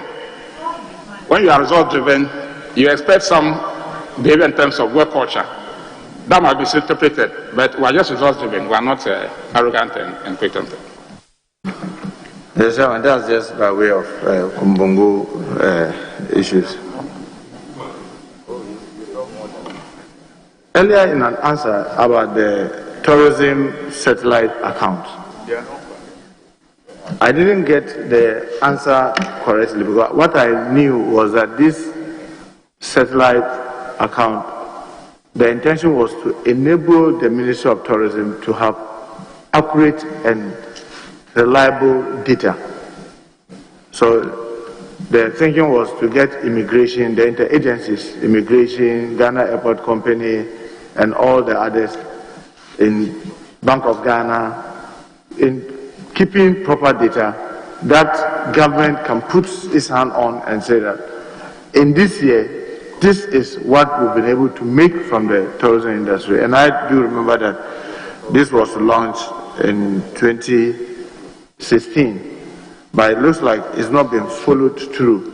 Is this something that you want to follow up just to ensure that we are able to get adequate and accurate data to help us take the right decisions within the industry? Thank you, Mr. Chairman. Correct data is very important for planning. And since 1,000 to be number one converted to GDP, I want to assure the House, on giving the nod, this is something I'll look into and ensure that all the players within the sector get accurate data for it. So we want to pursue that. Thank you. Mr. Chairman, he's repeatedly mentioned the $20 million studio. Studio.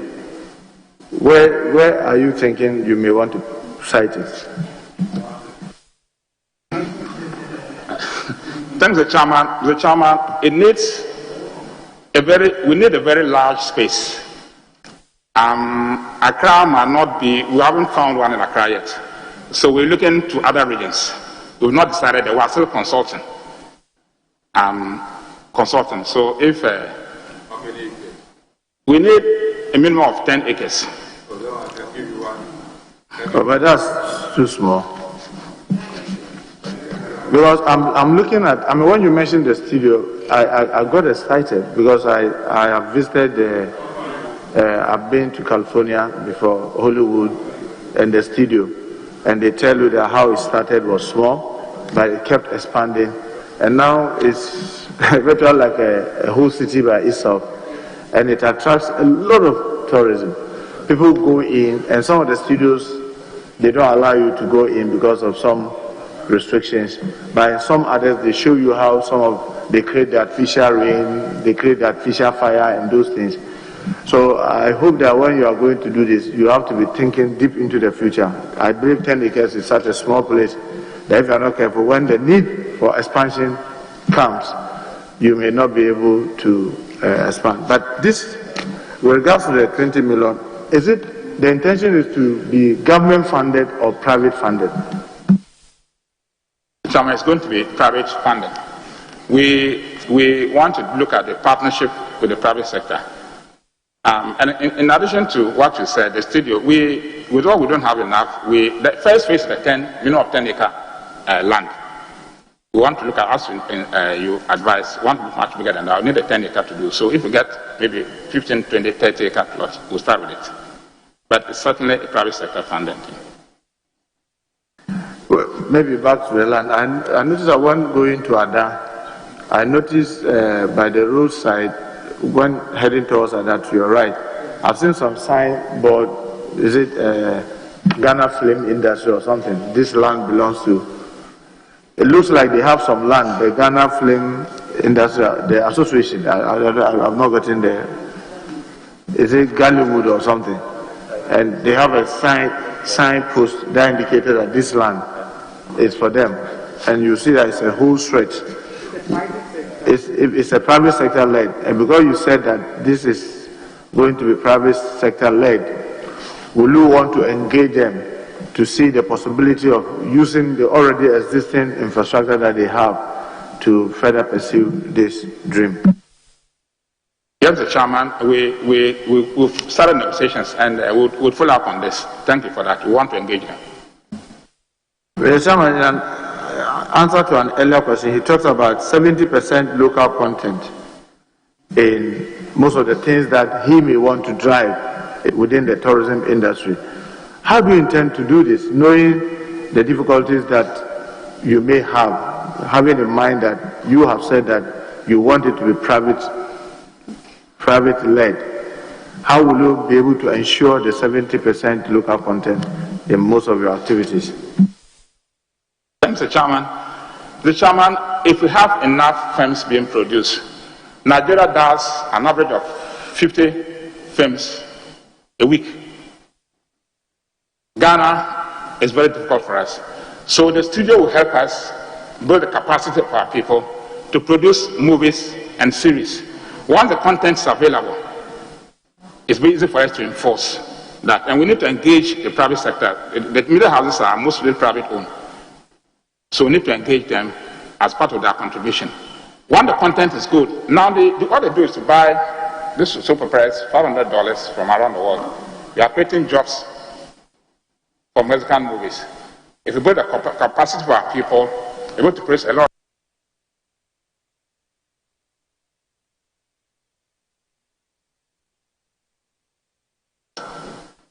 The reason why I'm asking this is that, as you may know, to be able to develop our own, to be able to get to the level that they can heavily participate, to help you achieve this 70%, it will require deliberate government intervention, not only in terms of policy, but also resources to be able to bring it up. You remember, the old days of By the Fireside, the Osofudazi, and some of them, because of trying to nurture our own, some of the activities that they may be carrying may not be that commercially profitable. So it will require not only policy intervention, but some limited resources towards that direction. So I want to get your assurance that this 70%, in my view, is a good thing, but how to achieve it is the challenge that you pursue to ensure that by the time we'll be taking off completely, we'll have what it takes to be able to participate to the 70%. Is that something that we can get assurance from you that? Yes, Mr. Chairman. Yes, Mr. Chairman. Mr. Chairman, also earlier when a question was asked about the several festivals across the country, yes, the answer, he said, he will see what he will ensure. I heard you say you will ensure that we are able to put our festivals together to the benefit of the tourism industry. I just want to get a clear strategy that you adopt, because you know that the Damba Festival that is in the north comes around a certain time of the year. The Homo comes around another time. Some of the festivals in Asante region, they all have their time. And sometimes if you don't look at them critically and try to see which ones can be linked together, it might become difficult. So I want to get a clear-cut strategy how you can get the tourism industry to benefit from these festivals that are time-bound. Thank you, Mr. Chairman. We first have to have a comprehensive calendar of these festivals. Know which festival comes, which part of the month. When we do that, we also attract, as we indicated, we are going to intensify both domestic and international tourism. So at times that we have, whether it's Uwetoto Festival or Damba or Homo, we target the domestic tourist movement to coincide with these festivals so that they're able to participate and learn from it. Then also the international tourism. We want to satisfy you with that. So we have a calendar. Then we promote these festivals before and within this tourist movement. So first have a calendar of it.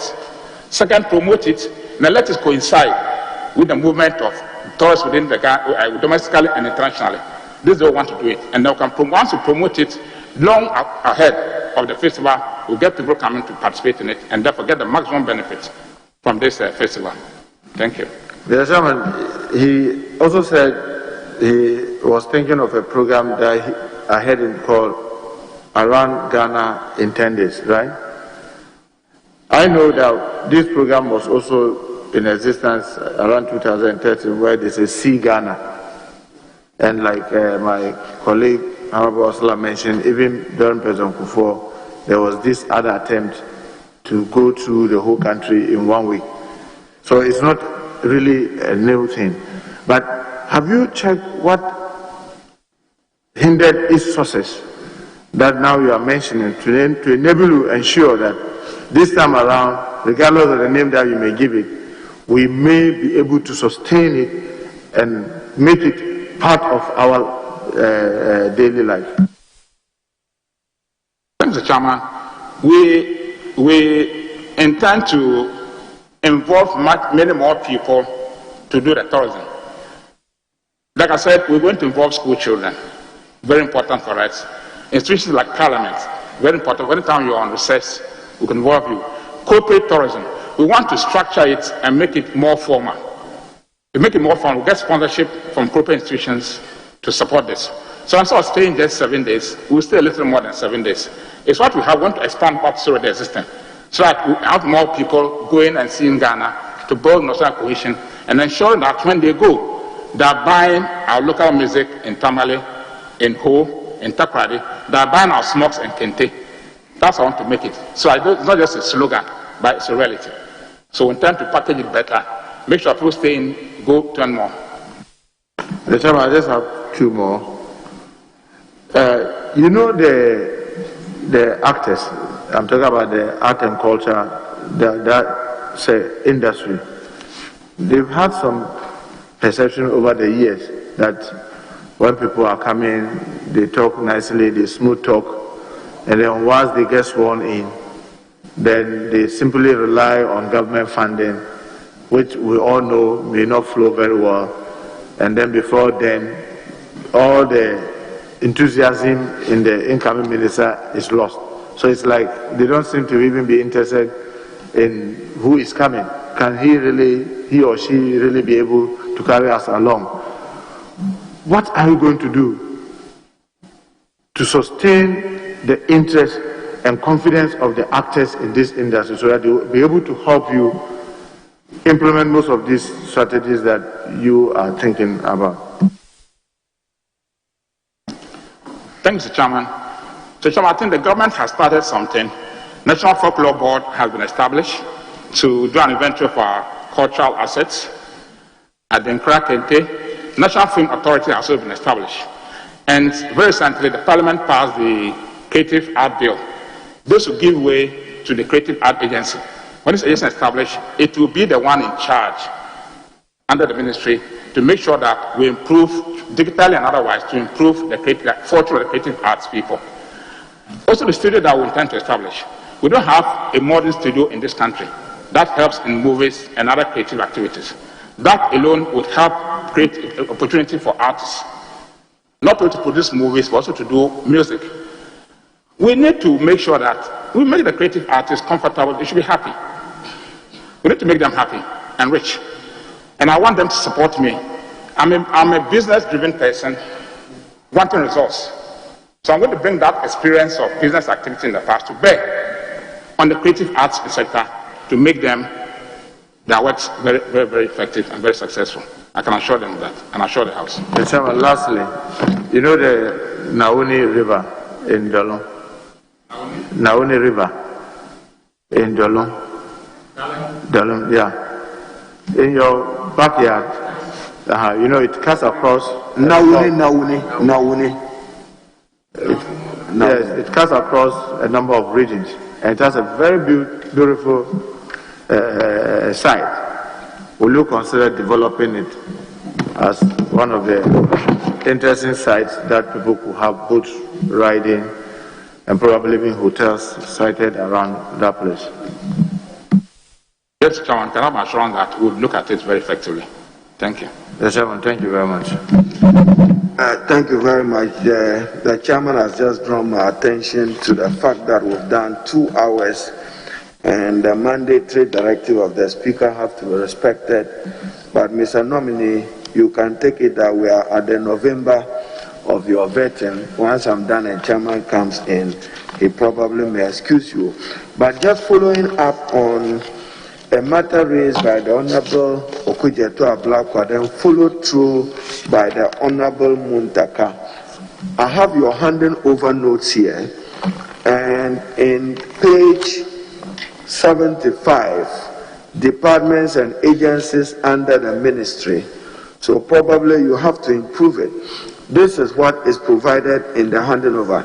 NEIP was launched by the President Nana Addo Dankwa with a seed capital of 10 million, which was expected to be scaled up to $100 million through the private sector implementation partner. So the Honorable Ablako was accurate when he drew your attention that your ministry probably engaged this private sector partner. I've read the brief from the court, and per Order 93, I don't intend to go into the merits of it, but it's important that your handing over notes captured the entirety of this transaction for the record. I mean, not just a bureaucracy. You talk about human life. Tomorrow you may not be there as minister. The state will have a duty to respond to this matter with adequate references.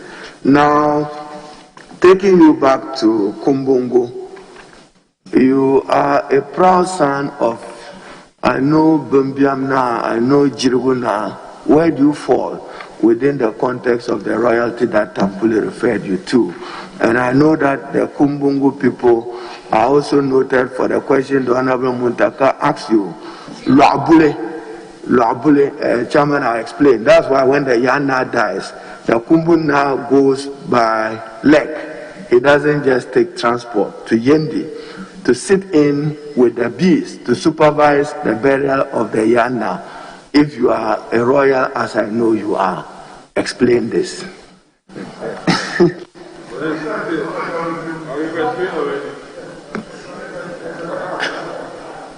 I'm the grandson of Kumuna Hassan. That's fine, Chairman. So he must take note and improve it. And then, Chairman, we are making a request through you.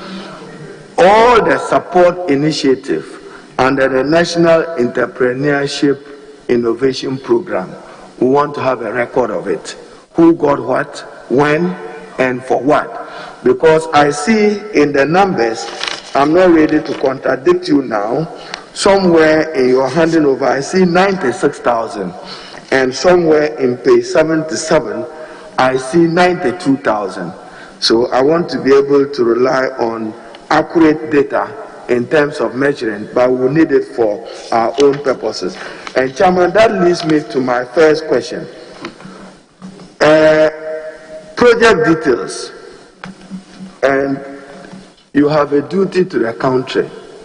All your lunches were in Accra. Am I to know that beneficiaries were across the country? Because as I read in page 69, Presidential Business Support Program, Accra. Presidential Pitch, Accra. Women Entrepreneurship Conference, Accra. Global Entrepreneurship Week, Accra. Student Entrepreneurship. You could have done this in Wa or Bolga or elsewhere. And Presidential Pitch again, Accra. Do I take it that even though the activity was in Accra, it was national in character and beneficiaries were from across the country? Thank you, Chair. Mr. Chairman, yes, the shares cut across the country. And we launched the Zongo business program. It was launched in Tamale. I'm sure it's in it. So back to Zongo, Honorable Eriko Poku, you know our women. It is not for you to teach them how to do koche or wache. The respective koche and wache are normally from our people in the Zangos and in many Dagomba communities. What they lack is business capital. And for a koche seller, she may just be looking for 2,000 Ghana cedis. And as you indicate, even 2,000, I'm told, is too much. If you went to a koche seller in Bekwa or Techima, she probably may be doing cocoa with 1,000 Ghana. Can we be assured that we will get the country's SMEs at a very micro level to benefit from some of these government initiatives, even though you are leaving the ministry? Why couldn't you have done that? Mr. Chairman, we were able to do, we supported a lot of these micro, small businesses, hundreds and hundreds of them across the country. As I indicated, cocoa seller, there was a cocoa seller in Accra, different of them, roasted yam seller. We supported a lot of them. And they are working, they are making. So how many people did you support under the Zongo Business Initiative? To the best of your memory, if you know the numbers in terms of entrepreneurs and how much money, can you share it with this committee? Mr. Chairman, I can finish you later. I don't want to give contradictory statements. But yes, so finish, Chairman, with the Youth Women Entrepreneurship Initiative. You know how many you did? Youth, It's in your handing over notes. Thank Creative arts again. I'll be selfish in this because I'll use Dagbang as my base. The Dagombes have a very rich and proud history. However, it is oral history. Oral history. That's why you have the Lunsi, those who beat the drums. So if the Kumbu now was to pass here, the appellation will indicate if Savologo now was to get seated, the appellation. Will you take advantage as Minister for Creative Arts to get this codified as part of protecting not just for the Dagbang people, but Mole Dagbani people, any of them who don't have their cultural values codified? Will you do that as Minister for Tourism and Arts? Thank you, Chair. Mr. Chairman, this is an important mission. I would humbly do that. I'll take steps to make sure that it's codified. Thank you. Because you risk withering away some of the historical, very deep developments of the Dagbang state. Now, the Bamaya dance, I'm a favorite of the Bamaya dance, Bamaya. And I'm sure Chairman was doing Bobobo when he was, that's the only one he can do the pump. The Bobobo dance, Bamaya dance, particularly as I said, I'll be selfish. Even the Torah dance of the Dagombes, now instead of being entertained with Western music, Western culture, it was a source of entertainment for our young girls. The Torah, all of it have withered away with modernization. What do you intend to do about those cultural practices cut across the country to give true meaning to Ghanaian values and Ghanaian culture? Thank you, Mr. Chairman. Yes, modernity graduation has affected this, but as I indicated, we cannot have effective tourism without a very strong cultural underpinnings. And given the opportunity, we want to encourage the regional arts and centers across the country to revive these indigenous traditional practices in terms of culture, dance, and music. We'll build them and make them, expose them to international competitions. It's even possible, Mr. Chairman, whenever Ghana has its day, national day, and safe march attendance, we should be able to send these our cultural troops outside the country to perform in our various embassies. This will be one way of exposing them and making them marketable. So I want to assure you that we'll have a comprehensive package that will put resources into our rich culture, dancing, music, everything, creativity, make sure that they don't only last, but they also stay generation to generation. Thank you. Chairman, there's significant development in our country today about lesbianism and gay. Lesbianism and gay. And you are a true Muslim. You are a true Muslim. I want to know where you stand, because where I stand is that I find it immoral and dehumanizing, and not in the context of any Ghanaian culture for a man to be relating to a man and a woman relating to a woman. Where do you stand on this particular moral issue? Thank you, Mr. Chairman. I think Ghana's religious practices frown on lesbianism. And that's how it is. It's frowned on. It's the cultural values do not accept it.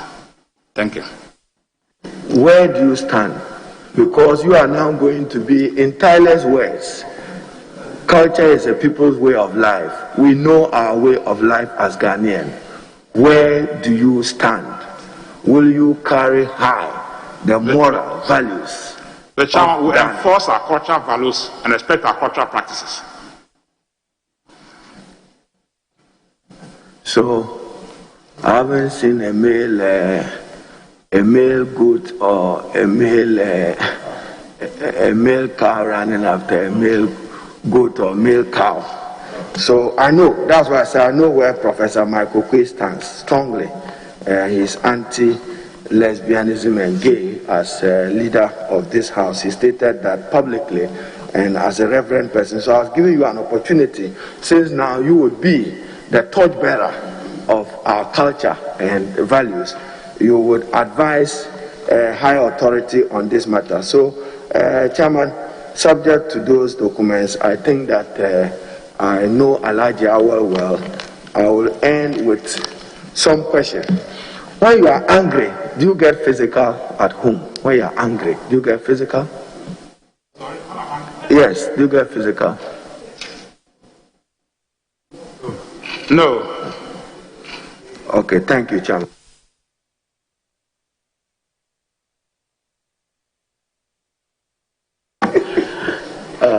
My leaders are not here, so I'll just,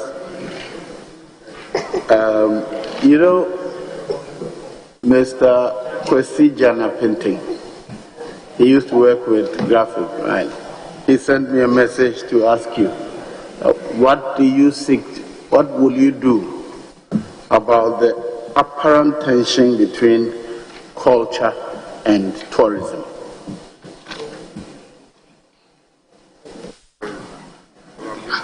Mr. Chairman, except apparent, I think that the two are intertwined.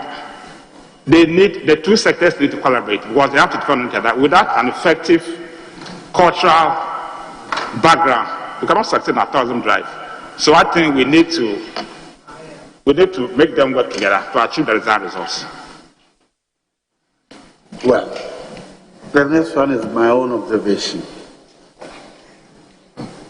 We've talked about programs promoting tourism, internal tourism. I fully support that.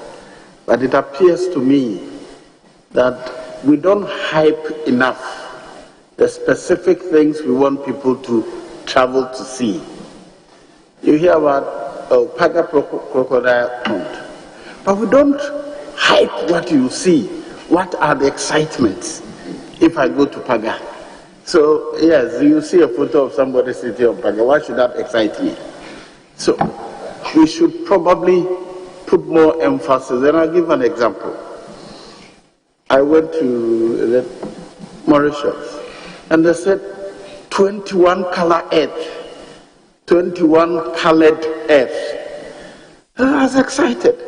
I had a taxi, traveled about 2 hours, got to the site. I had to hide a motor to sit on it. Somebody ahead of me went up.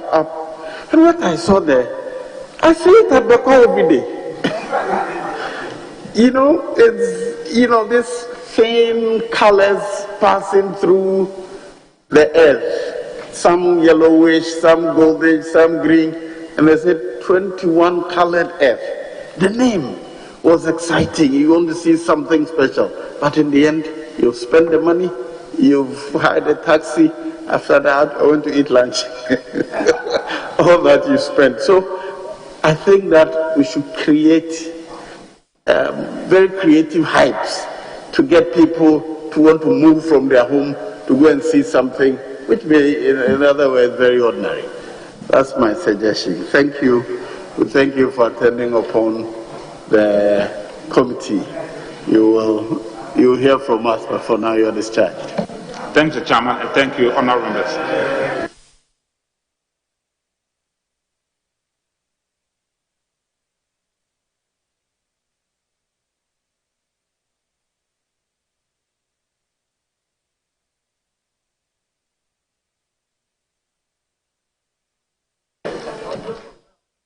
Ten minutes, we will resume and take number.